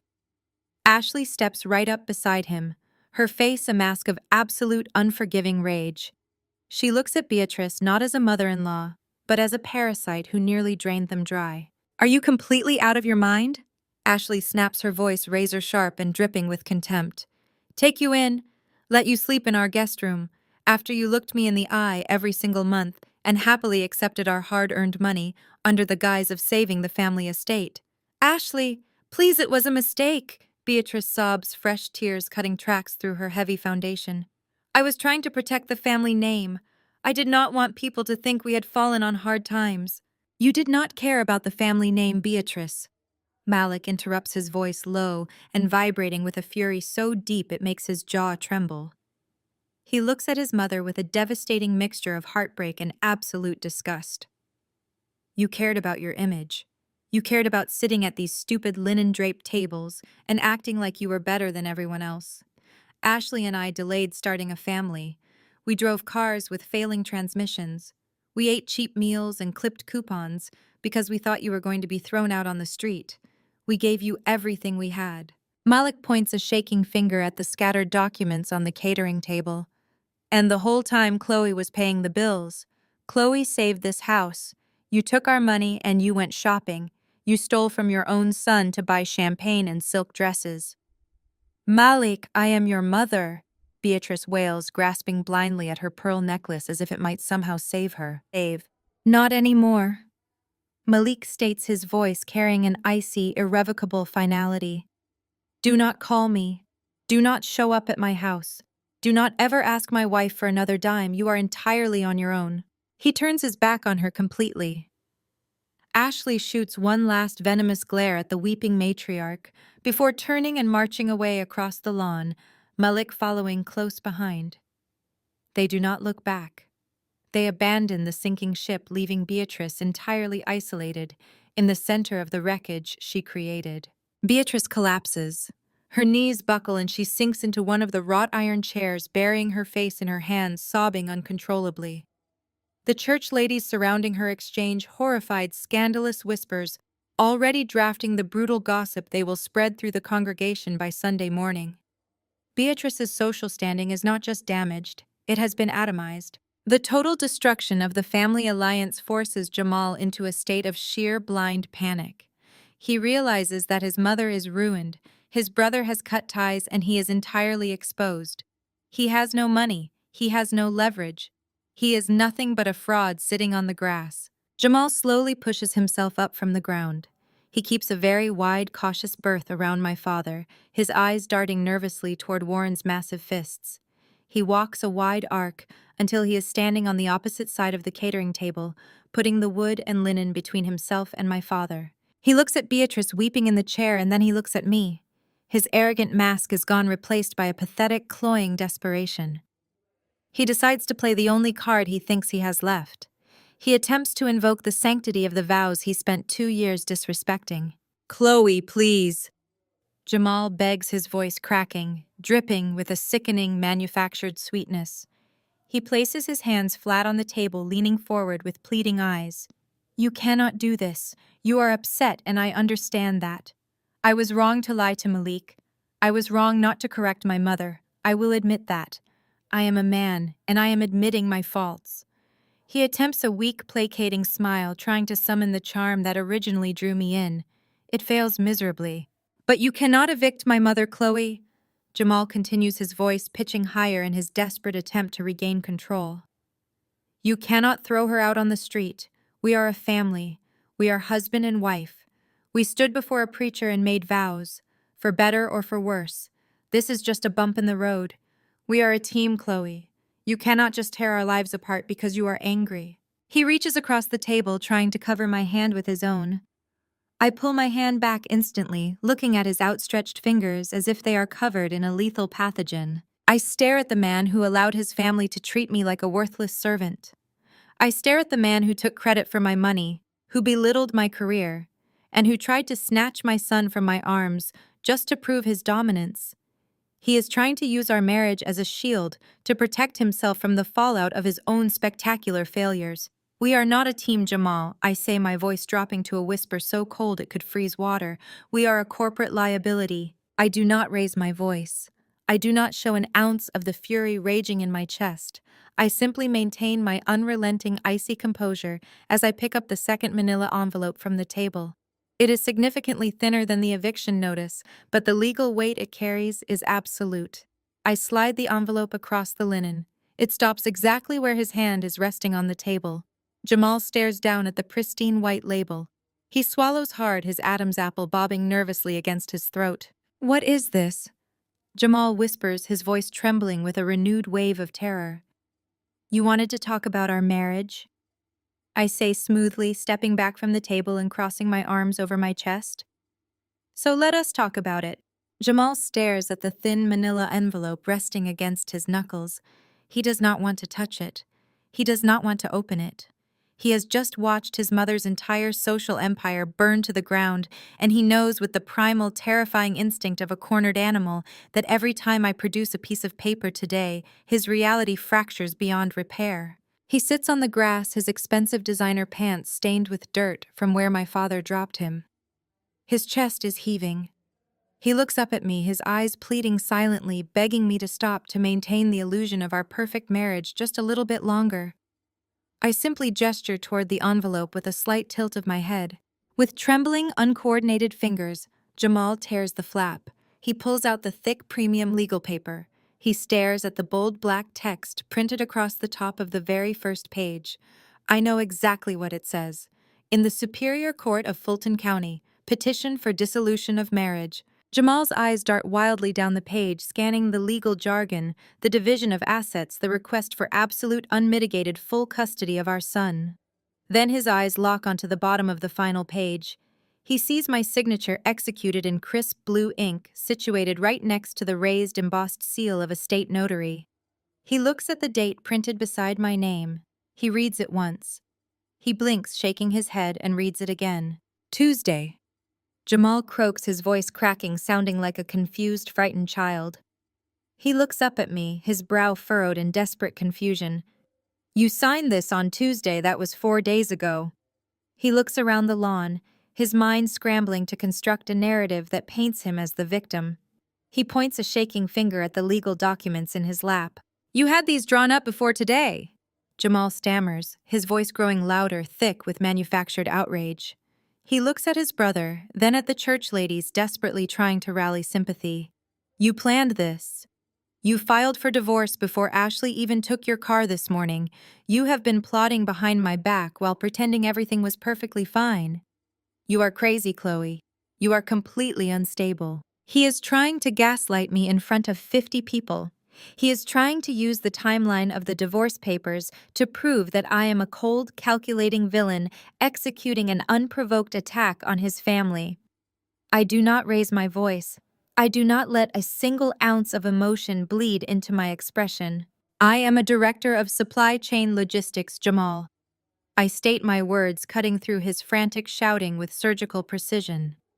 I do not make multi-million-dollar decisions based on spontaneous emotional outbursts. I act on hard, verified data. I identified a massive liability within my personal infrastructure, and I took the necessary steps to permanently eliminate it. I take a slow, deliberate step toward him. He instinctively flinches, pressing his back harder against the stone patio. Ashley stealing my vehicle and stranding herself on the interstate was not the reason I filed for divorce. I explain, looking down at him with absolute freezing contempt. Ashley stealing my car was simply the convenient, perfectly timed catalyst I needed to execute the termination of our contract in public. It was the perfect excuse to get your mother's entire congregation onto this lawn to witness your destruction. Jamal swallows hard. The false outrage evaporates, replaced by a creeping, suffocating dread. Liability, he whispers. What liability? I do not answer him with words. I reach into the main compartment of my diaper bag one last time. There are no more envelopes.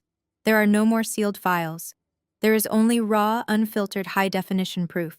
I pull out a thick stack of glossy 8x10 photographs and a heavily highlighted bundle of banking ledgers. I do not hand them to him. I throw them directly at his face. The heavy stack of paper hits his chest and bursts open, showering down over his lap and scattering across the manicured grass. Jamal looks down. He freezes. The air leaves his lungs in a sharp, audible hiss. The photographs were taken by the private investigator I hired 3 weeks ago. They are incredibly clear shot, with a telephoto lens and time-stamped in the bottom right corner. The very first photograph, resting right on Jamal's thigh, shows him in his tailored gray suit walking into the lobby of a luxury high-rise apartment building in Midtown Atlanta. The second photo shows him holding a digital key fob to the security scanner. The third photo, resting face up on the clover, captures Jamal inside the lobby elevator, leaning down to passionately kiss a stunning petite brunette woman. "You thought you were so incredibly clever, Jamal?" I say, my voice ringing out across the silent yard. "You thought that because you handled the day-to-day checking account, I was not monitoring the broader financial ecosystem of our household. But you forgot what I do for a living. I track anomalies. I find the missing inventory." Jamal is scrambling frantically, trying to gather the photos, trying to turn them face down against the grass, as if hiding them will somehow undo the reality of the situation. I notice the withdrawals. I announce, pacing slowly in front of him. Small amounts at first. $200 here, $500 there.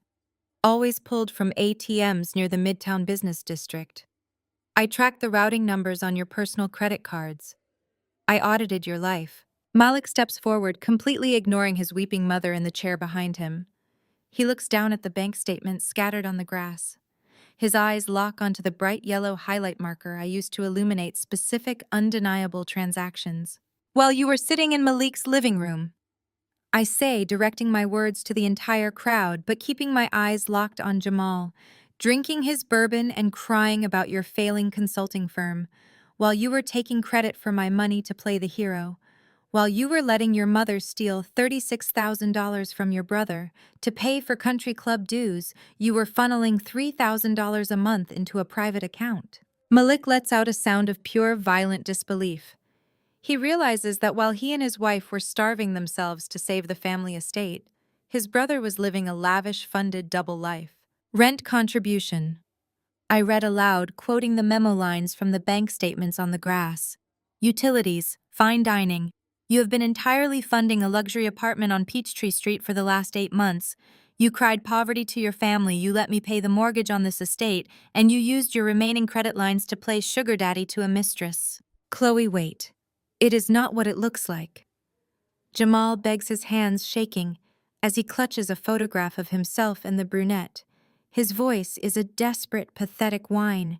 He is completely stripped of his dignity. "It was a business arrangement. She is a colleague. I was helping her with a startup. It was an investment. You have to believe me. A business arrangement." I repeat, my tone dripping with lethal amusement. I look past Jamal.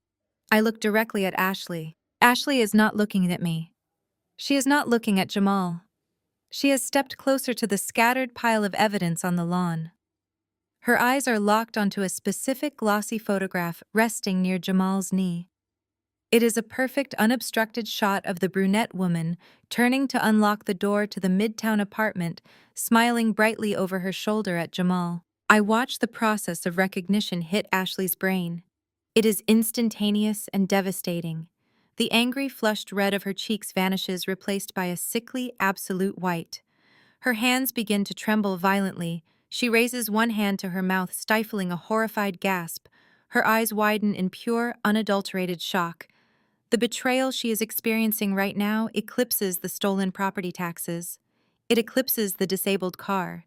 It eclipses the entire fake financial empire of Beatrice Carter. I look back at my husband, who is still desperately trying to spin a corporate excuse for his infidelity. A business arrangement, I say again, letting the silence stretch out for one agonizing second. Is that what you call Sarah? The name hangs in the humid air like a detonated grenade. Ashley lets out a shattered, guttural scream. The alliance of the Carter family is not just broken, it is incinerated. Sarah is not a random colleague. Sarah is not a startup founder. Sarah is Ashley's best friend. Ashley lets out a shattered, guttural scream, a dramatic theatrical wail, designed to make her look like an innocent bystander who has just discovered a terrible truth. She covers her mouth with her hands, looking wildly at Malik, her eyes wide with manufactured horror. She is playing the role of the betrayed best friend perfectly. I do not let her finish the performance. Drop the act, Ashley, I command. My voice slices through her fake, sobbing like a scalpel. Do not dare stand on my lawn and insult my intelligence by playing the victim. Ashley freezes. Her hands slowly lower from her mouth. The color completely drains from her face as she realizes I am not just exposing Jamal, I am exposing the entire network. You knew. I state, projecting my voice so every single person on the patio can hear the absolute certainty in my words. You have known for the entire 8 months. You did not just know about it, Ashley. You actively facilitated it. Malik snaps his head toward his wife. The devastated look on his face morphs into something terrifying. His voice is a dangerous, low rumble. What is she talking about? Ashley takes a stumbling step backward, shaking her head frantically. No, Malik, I swear. I had no idea. Sarah is my best friend, but I never knew she was sleeping with Jamal. Chloe is lying. She is just trying to destroy all of us. I reach into the stack of papers resting near Jamal's knee. I pull out a printed call log and a series of text message transcripts bound by a heavy metal clip. I toss the thick packet directly at Ashley's designer shoes. I pulled the phone records for your husband's brother. I explain, looking directly at Malik. Whenever Jamal needed to spend an evening at that midtown apartment, he did not just make up an excuse. He used your wife as his shield. Every single Tuesday and Thursday night for the last 6 months, Ashley texted me from her personal number to tell me she and Jamal were stuck at a late dinner trying to secure a new consulting contract for his failing firm. Malik stares at the papers on the grass. He looks at his wife. You told me you were at your women's networking group on those nights. He whispers, the sheer magnitude of her betrayal crashing over him. She was not networking, I confirm with ruthless precision. She was providing an alibi for her brother-in-law to sleep with her best friend. She covered for him, Malik. She lied to me, she lied to you, and she helped Jamal drain the very bank accounts you thought you were sacrificing your own future to replenish.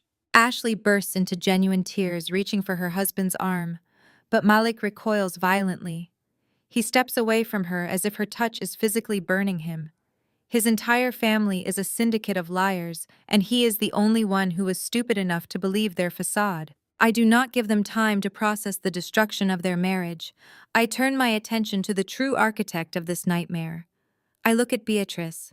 The matriarch is still sitting in the wrought iron chair, her face buried in her hands, her shoulders shaking with pathetic broken sobs. She looks like a frail, defeated old woman. But I know exactly how venomous she truly is. You were the mastermind, Beatrice, I say, taking a slow, deliberate step toward her.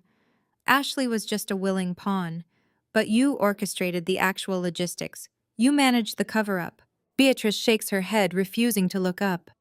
I did not know, she whimpers into her palms. I thought he was working. I am his mother. I just believed him. Stop lying, I demand, my voice echoing off the stone walls of the estate. You knew exactly where he was. You knew exactly where the money was going. You knew because Jamal panicked last night. Jamal flinches on the ground. He refuses to look at his mother. Jamal knew the financial quarter was ending. I explained to the captivated, utterly horrified audience of church guests. He knew I was doing a routine audit of our shared assets, and last night when he realized he could no longer hide the missing thousands, he called his mommy to fix it. I point directly at the eviction notice resting on the table in front of Beatrice. That is why you took my car keys this morning, Beatrice. You did not take my vehicle to teach me a lesson about respect. You did not take my keys to force me into submission or to build my character. You took my transportation because you looked at my calendar. The church ladies are leaning forward in their seats, their teacups rattling against the saucers in their trembling hands. They are witnessing the total systematic unmasking of their esteemed First Lady. I had a scheduled 10 o'clock appointment this morning with my forensic accountant in downtown Atlanta. I state, letting the heavy, undeniable truth settle over the lawn. I was going to review the exact banking ledgers that prove Jamal was bleeding our accounts dry to fund his mistress. You knew if I made it to that meeting, the entire illusion would collapse. Your country club lifestyle, your stolen property taxes, your son's fake corporate image, all of it would be destroyed by noon. Beatrice lowers her hands. Her makeup is streaked, her eyes bloodshot and wide with terror. She knows there is no escape. Every exit has been barricaded by hard, irrefutable data. So you stranded me? I continue, my voice dropping to a dangerous, icy cadence. You crept into the kitchen, you stole my keys, and you disabled the only vehicle I had access to. You thought that if you kept me trapped on this estate, you could buy Jamal enough time to move the funds around and cover his tracks. You were willing to do anything to protect your son's adulterous slush fund. I step right up to the table, leaning forward until I am inches from her tear-stained face. You left me stranded in the blistering Georgia heat, I say softly, ensuring every single word pierces her pride. But you did not just strand me. You left your own infant grandson trapped in a house with no transportation, miles away from any emergency services, entirely isolated. You gambled with Leo's safety just to cover up Jamal's affair. The reaction from the crowd is immediate and visceral. Stealing money from a son is despicable. Covering up infidelity is shameful. But deliberately endangering the health and safety of a helpless baby is a line that crosses from social scandal into pure, irredeemable evil. Mrs. Higgins, the oldest and most respected woman in the congregation, stands up from her chair. The movement is slow, stiff, and utterly deliberate. The metal legs of her chair scrape harshly against the stone patio. She looks at Beatrice not with pity, but with a profound, stomach-turning disgust. Sister Margaret stands up next, then Mrs. Gable, then the rest of the women follow. No one says a word. The silence is more punishing than any scream or reprimand. It is the heavy, suffocating silence of total excommunication. These are women who have spent decades standing by Beatrice, organizing charity drives, hosting prayer circles, and deferring to her judgment. They believed she was a pillar of morality and grace. Now they look at her as if she is something foul that they have scraped off the bottom of their shoes. Mrs. Higgins picks up her purse. She does not say goodbye. She does not offer a polite excuse. She simply turns her back on Beatrice and begins walking across the lawn toward the long, winding driveway. Sister Margaret follows.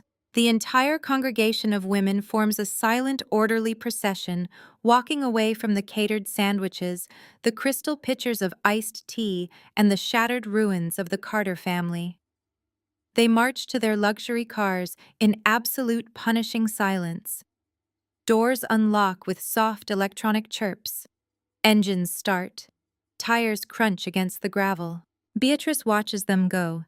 She reaches a trembling hand out toward Mrs. Higgins's retreating back, but her voice fails her. She cannot summon a single word of defense. She realizes with crushing absolute finality that her social standing has been eradicated. She will never be invited to another tea. She will never chair another committee. She will never sit in the front pew of her church with her head held high. She is entirely ruined. The cars drive away, leaving the estate suffocatingly quiet. Malik is staring blankly at the grass, his marriage and his family completely destroyed. Ashley is weeping silently, clutching her designer purse, realizing she has lost her husband and her wealthy lifestyle in a single afternoon. Jamal is sitting in the dirt, clutching his pre-signed divorce papers, staring at the glossy photographs of his mistress scattered around his knees. And Beatrice is sitting alone at the head of the table, clutching a 30-day eviction notice surrounded by the remnants of a party no one will ever forget. Ashley's scream tears through the humid afternoon air, a raw sound of absolute devastation. She stumbles backward, dropping her expensive designer clutch onto the grass, her hands clutching her head. Her best friend, the woman she took vacations with, the woman who stood as a bridesmaid at her wedding to Malik. That is the woman Jamal has been funding with the money Beatrice stole from Malik and Ashley. The sheer labyrinthine sickness of the Carter family deception has finally collapsed inward, crushing them all under its weight. I do not wait for the apologies. I do not wait for the pathetic, groveling excuses that are undoubtedly forming on Jamal's lips as he scrambles to his feet. The time for conversation expired the moment I uncovered his separate bank accounts. I turn my back on my husband and walk directly toward Ashley. She is hyperventilating, staring at Jamal with a look of murderous betrayal. I step into her line of sight, blocking her view of him. I extend my right hand, palm up. "Give me my keys, Ashley." I state the demand with quiet, absolute authority. She blinks her tear-filled eyes, struggling to focus on my face. She reaches into the pocket of her tailored blazer with trembling fingers. She does not argue. She does not attempt to lecture me about respect or family hierarchy. The illusion of her superiority has been entirely eradicated. She places the heavy key fob to my luxury SUV into my waiting palm. Her hand is completely ice cold. I wrap my fingers around the keys, turning away from her without another word. I look at my father. Warren has been watching the entire exchange with the stoic, calculating gaze of a battlefield commander assessing the enemy's surrender. He already knows what comes next. We planned for this exact contingency. "Make the call," I tell him. Warren nods once. He shifts Leo comfortably into the crook of his left arm, pulling his phone from his jacket pocket with his right hand. He presses a single speed dial button. He does not need to explain the situation. He simply issues a clipped, authoritative command. "We are clear to proceed. Send them in." The next 20 minutes are an agonizing descent into reality for the Carter family. The suffocating Georgia heat bears down on the patio, mirroring the inescapable pressure of their ruin. No one leaves. No one speaks. Jamal remains frozen near the catering table, his eyes darting frantically between me, his brother, and the long driveway, waiting for whatever penalty I have summoned to arrive. Beatrice has stopped sobbing loudly. She is reduced to a pathetic, rhythmic whimpering, her hands clutching the edges of her wrought iron chair, as if it is the only thing keeping her tethered to the earth. She watches me pace the stone patio, her eyes wide with a terrifying realization. The meek, uneducated daughter-in-law she tormented for 2 years has been replaced by an apex predator, and she is entirely at my mercy. Malik is the first to break the paralyzing silence. He looks at Jamal, his face a mask of pure, unadulterated disgust. Then he looks at his mother. He shakes his head slowly, a gesture of absolute finality. "You make me sick," Malik says, his voice a harsh, grating whisper that carries perfectly across the lawn. "Both of you. We starved ourselves for you." "Malik, please," Beatrice croaks, reaching out a trembling hand. "Do not speak to me," Malik snaps, turning on his heel. He looks at Ashley, who is still weeping silently near the garden wall. "We are leaving. Now." Ashley does not hesitate. She practically runs across the lawn, eager to escape the toxic radioactive fallout of the Carter estate. They do not say goodbye. They do not offer Jamal a shred of sympathy. They march down the long, winding driveway, abandoning Beatrice and Jamal to their fate. The moment Malik and Ashley disappear from view, the deep, heavy crunch of thick tires on gravel breaks the quiet of the afternoon. Jamal's head snaps up. Beatrice grips her chair tighter. Not one but 3 large, unmarked commercial vans pull swiftly into the circular driveway. They are painted a sleek, matte black. They do not look like ordinary service vehicles. They look imposing, industrial, and highly efficient. The vans park in a synchronized line right in front of the grand mahogany double doors of the estate. The doors of the vans open simultaneously. 6 men step out. They are not wearing casual uniforms. They are dressed in black tactical cargo pants and gray utility shirts. They move with military precision, strapping heavy industrial tool belts around their waists. They pull massive professional-grade power drills and heavy metal lockboxes from the back of the vans. Jamal watches them, his jaw dropping slack. "What is this, Chloe?" he asks, his voice trembling with renewed panic. "Who are these people?" Warren steps forward, holding Leo securely against his chest. The lead contractor, a towering man with a thick beard, walks directly past Jamal and Beatrice as if they are invisible.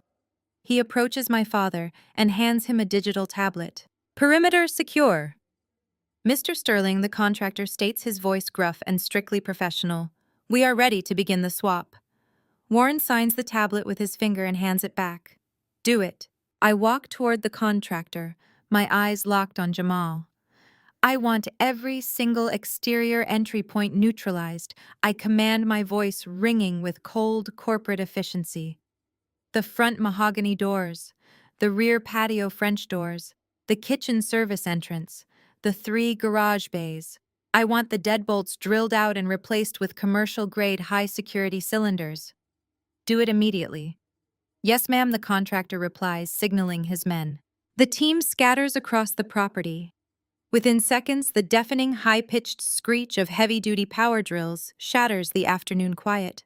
The sound is violent and jarring. It is the mechanical sound of the Carter family's fortress being physically dismantled. Metal grinds against metal as the old locks are aggressively bored out of the expensive wood doors. Beatrice leaps out of her chair, her hands flying to her ears to block out the noise. The sheer indignity of the situation is finally overriding her shock. She is watching a team of strange men physically lock her out of the mansion she has proudly paraded as her own for decades. "You cannot do this!" Beatrice screams over the roar of the power tools. Her face is purple with rage and humiliation. She marches toward me, her finger pointing aggressively at my face, attempting to summon the ghost of her former authority. "You cannot just change the locks on my house. I am a resident here. I have rights." Jamal suddenly finds a fleeting spark of courage, emboldened by his mother's desperation. He steps up beside her, puffing out his chest, trying to look like the legal scholar he pretends to be. "She is right, Chloe," Jamal shouts, his voice cracking slightly. "You handed her a 30-day eviction notice. The law states she has 30 days to vacate the premises. You cannot legally lock a tenant out before the eviction period is up. We still live here. We have 30 days. I look at the two of them standing shoulder to shoulder, united in their profound, arrogant ignorance. I let them finish their pathetic legal lecture. I wait until the contractor signals that the front door cylinders have been successfully swapped. The mechanical whining stops, leaving a ringing silence in its wake. I take a slow, measured step toward my soon-to-be ex-husband and his mother. I look down at them with an expression of pure, absolute dominance. "You are absolutely correct, Jamal," I say, my voice a deadly quiet blade. "The law grants a tenant 30 days to remove their personal property from the premises. But you seem to have fundamentally misunderstood the terms of that timeline." I gesture toward the lead contractor, who is holding a heavy ring of freshly cut brass keys. He does not hand them to Jamal. He does not hand them to Beatrice. He walks over and places the heavy key ring directly into my waiting hand. I close my fist around the cold metal, the sound clinking loudly in the quiet yard. "You have 30 days, Beatrice," I state, turning my gaze to the trembling matriarch. "But you no longer have unrestricted access. This is my property, and you have proven yourself to be a massive financial and security liability." Beatrice's mouth drops open. She looks at the keys in my hand, then at the heavy new deadbolts shining on the patio doors. "You are permitted to enter this house to pack your boxes," I explain, outlining the new reality of her existence with ruthless clarity. "You are permitted to pack your custom china. You are permitted to pack your fraudulent designer wardrobe. You will be allowed inside between the hours of 9 in the morning and 5 in the evening." I gesture to the team of contractors standing at attention around the patio. "And you will do it while my private security team breathes down your neck." I finish my voice, dropping to a terrifying, uncompromising whisper. They will watch every room you enter. They will monitor every box you pack. You will not take a single piece of hardware, furniture, or fixture that belongs to Carter Holdings, LLC. You will pack your pathetic belongings under constant supervision, and at 5 o'clock every evening you will be escorted off my property. You will never hold a key to this estate again. I do not wait for Beatrice to formulate a pathetic, whimpering response. Her mouth opens and closes silently, resembling a fish suffocating on dry land.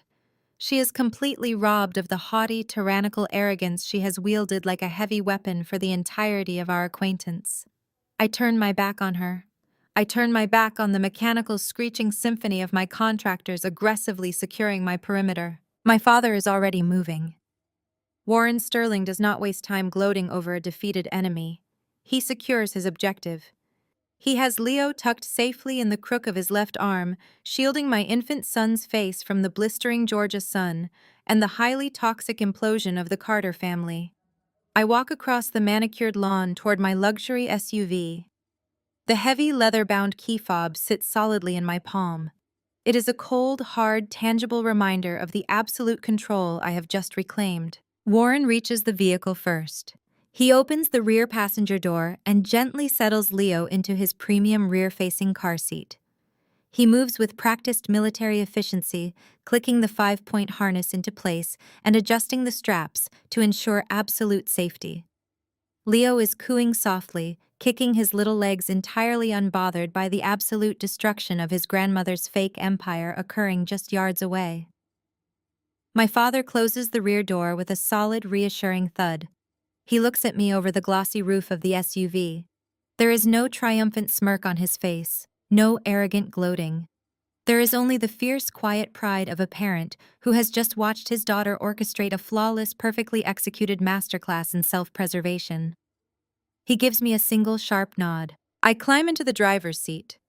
The pristine leather is cool and inviting against my skin, a stark contrast to the oppressive, suffocating heat radiating from the patio.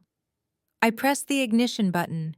The engine roars to life with a smooth, powerful hum, the air conditioning instantly kicking in and surrounding me with a shield of cold, filtered air. I shift the gear selector into reverse. My foot hovers lightly over the brake pedal. I look up into the rearview mirror, perfectly framing the sweeping expanse of the estate's front lawn. It looks exactly like a battlefield after a final devastating artillery strike. The pristine, aggressively manicured landscaping is literally littered with the scattered, glossy photographs of Jamal's infidelity and the highlighted, undeniable banking ledgers that have sealed his total ruin. Ashley is no longer crying. The initial shock of betrayal has fully metabolized into pure, unadulterated, blinding rage. I watch through the tinted glass as she marches directly up to Jamal. He is still sitting in the dirt, clutching the thick stack of pre-signed divorce papers against his chest, looking like a hollow, pathetic shell of the confident corporate consultant he pretended to be. Ashley does not hesitate. She winds up and delivers a vicious, open-handed slap directly to his chest. The sharp crack of the impact echoes across the yard, audible even over the idling engine of my vehicle. She hits him again and then again, screaming hysterically, completely abandoning any pretense of upper-class decorum. I can clearly read her lips forming the name Sarah over and over again in a loop of manic fury. She is physically assaulting him over the betrayal with her best friend, shoving his shoulders, grabbing the lapels of his expensive tailored suit, and shaking him violently. She is demanding answers he cannot possibly give, demanding to know how he could violate her trust while using her as a human shield. Jamal cowers. He raises his arms to block his face, completely stripped of his masculine pride. He is a pathetic, broken sight, a man who truly thought he was a mastermind, now reduced to cringing in the dirt while his sister-in-law beats his chest with her heavy designer handbag. But the physical altercation between Ashley and Jamal is only half of the carnage playing out in my rearview mirror. My eyes shift to the right side of the glass. Malik has finally cornered Beatrice. The dutiful, self-sacrificing, blindly loyal son has completely snapped. He is standing directly over his mother, his tall, broad frame casting a long, dark, threatening shadow over her seated form. He is pointing an aggressive, shaking finger directly at her face. I can see the thick cords of his neck straining against his collar as he screams at her with a ferocity I have never seen him display.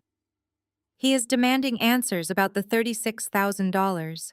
He is demanding to know how she could sit at his modest dining table, watch his exhausted wife serve cheap, budget-friendly meals, and knowingly steal his hard-earned savings to fund her ridiculous country club dues and fake luxury lifestyle. Beatrice is shrinking away from him, pressing her back violently against the wrought iron patio chair. Her hands are raised in a futile, trembling gesture of defense. She has spent her entire adult life manipulating Malik using his deep-seated loyalty and his desperate, pathetic craving for her maternal approval to bleed him completely dry. Now that illusion is irrevocably shattered. Malik is looking at her not as a revered holy matriarch, but as a parasitic thief. He is yelling with such intense, unbridled fury that Beatrice actually flinches, her carefully arranged, heavily sprayed hair falling out of its signature style. It hangs in limp, pathetic, chaotic strands around her tear-streaked, terrified face. Jamal scrambles to his feet, trying to intervene, trying to salvage whatever tiny fragment of family unity remains. He reaches out to stop his brother from turning on their mother, but Malik violently shoves him away. Jamal stumbles backward, tripping over his own expensive leather shoes, and falls hard onto the grass for a second time. He looks around wildly, his eyes darting across the property. The realization of his absolute total destruction hits him all at once. He has no house. The contractors are currently in the background, aggressively drilling the final deadbolts into place, physically sealing him out of the mansion he claimed to own. He has no wife. My signature on the Superior Court divorce petition sitting in the dirt guarantees that our contract is permanently terminated. He has no money. His secret accounts are frozen, and his consulting firm is a confirmed failure. He has no dignity. The entire church congregation, the only social circle that ever mattered to him, just witnessed his complete, unmitigated humiliation. He is left standing on the manicured lawn with absolutely nothing. I ease my foot off the brake pedal. The luxury SUV glides backwards smoothly down the long, winding, tree-lined driveway. I turn the steering wheel with effortless precision, pivoting the heavy vehicle until the imposing front gates come into full view. I reach up and press the integrated security button on my sun visor. The massive, ornate wrought iron gates respond immediately. They begin their slow mechanical sweeping movement inward, groaning slightly on their heavy hinges. I drive through the threshold, feeling the tires transition from the estate's crushed premium gravel to the smooth municipal asphalt of the main road. I pull out onto the street and stop the car for one final second. In the rearview mirror, I watch the heavy iron gates slowly close on the absolute chaos. The two sides meet in the middle, the thick metal clanging together with a satisfying, resonant, and absolute finality. The electronic lock engages with a sharp click. The impenetrable barrier locks into place, permanently separating my hard-won, meticulously calculated peace from the toxic burning ruins of their self-made destruction. 6 months is exactly how long it takes to legally and financially dismantle a parasite. The Fulton County Courthouse is cold, smelling of floor wax and stale coffee, a fitting environment for the termination of my marriage. Jamal sits across from me at the heavy wooden plaintiff table, looking like a hollowed-out shell of the man who once paraded around my estate. His tailored gray suit hangs loosely on his frame, unpressed and slightly frayed at the cuffs. He does not look at me. He cannot afford to look at me. His attorney, a discount lawyer he likely hired using a high-interest credit card, spent the last 6 months attempting to shatter the ironclad LLC that held my assets. They filed motions, demanded discovery, and tried to frame me as a vindictive spouse hiding marital funds. They brought a plastic spoon to a drone strike. My legal team did not merely defend my perimeter, they went on the offensive. During the final hearing, my forensic accountant presented a binder of evidence so thick it landed on the judge's bench with a resounding thud. It detailed every single dollar Jamal funneled to his mistress Sarah. It highlighted the complete lack of revenue generated by his phantom consulting firm. It exposed the fraudulent loans he attempted to secure against property he did not own. The judge, a no-nonsense woman with zero tolerance for financial deception, barely looked at Jamal's attorney before issuing her ruling. The divorce is finalized today with absolute prejudice. Jamal receives absolutely nothing from my estate. He gets no alimony, no equity, and no payout. But the true masterpiece of this legal victory is the child support ruling. Because Jamal spent years legally declaring himself a high-earning elite corporate consultant on his tax returns to inflate his ego, the judge held him to his own fabricated standard. She slammed him with maximum child support based on imputed income. He is now legally obligated to pay a massive monthly sum derived from a salary he never actually earned. He is permanently shackled to a mountain of debt, drowning in the financial reality he tried to fake. The karmic justice extending beyond the courtroom is equally absolute. Beatrice's 30-day eviction period expired exactly when I said it would. She attempted to stall feigning illness and demanding extensions, but my property management team arrived on day 31, accompanied by local law enforcement. She was escorted off the manicured grounds of the estate, holding nothing but cardboard boxes packed under the watchful eyes of my private security detail. Her public humiliation at the hands of the church congregation was entirely fatal to her social standing. Mrs. Higgins and the other influential women did not just walk away from the patio that day. They formally and permanently exiled Beatrice from their inner circle. She was removed from every committee, erased from the charity boards, and subtly informed that her presence at Sunday service was no longer welcome. Stripped of her title, her stolen money, and her magnificent home, Beatrice is now a ghost. She was forced to move into a cramped, dingy two-bedroom apartment near the airport with Jamal. There are no vaulted ceilings. There is no custom mahogany cabinetry. There is only cheap beige carpeting, paper-thin walls, and the constant rattling roar of commercial jets flying overhead. They are trapped in a suffocating box together, two narcissists, feeding off their mutual resentment, utterly isolated from the luxury they felt so entitled to steal. The collateral damage to Ashley and Malik's marriage was instantaneous. Malik filed for divorce the very next morning. The stolen $36,000 was a massive betrayal, but Ashley acting as a willing, calculated alibi for Jamal's affair was the fatal blow. Malik froze all their joint accounts, locked down the remaining family assets, and exposed Ashley's collusion to her own family. Ashley's world collapsed overnight. Sarah, the mistress, and supposedly her best friend fled the state the moment the scandal broke, blocking Ashley's number and leaving her to face the wreckage alone. Without Malik's income and the Carter family safety net, Ashley lost her leased luxury vehicle, her country club access, and her pristine suburban image. She is currently working an entry-level retail job at a high-end department store in Buckhead, forced to spend 8 hours a day scanning and folding the exact designer clothes she used to purchase with stolen money. I do not think about them anymore. They are obsolete data points, liabilities permanently erased from my spreadsheet. I take a deep breath, inhaling the crisp, clean scent of fresh pine and blooming jasmine. I am sitting on the sprawling tiered deck of a newly purchased ultra-modern home nestled high in the Atlanta hills. The architecture is a masterpiece of minimalist design. There are no heavy, oppressive traditional bricks or suffocating dark woods. Instead, the house is constructed entirely of sleek steel polished concrete and massive floor-to-ceiling glass panels that flood every single room with brilliant, unfiltered sunlight. It is open-breathing and completely mine. Down on the pristine emerald green lawn, my father is pushing Leo on a custom-built cedar swing.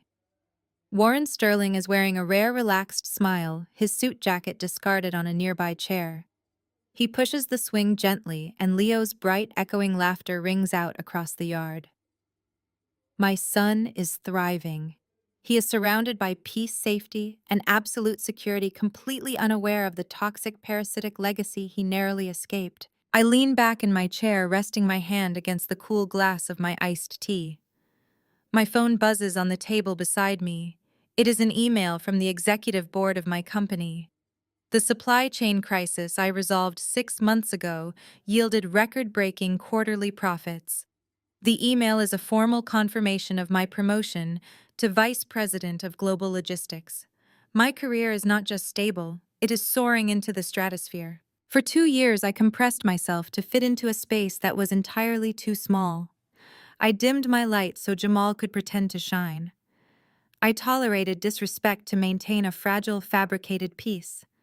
I allowed parasites to drain my resources because I believed the lie that a woman's worth is tied to her ability to silently carry the dead weight of her husband's failures. I am no longer shrinking.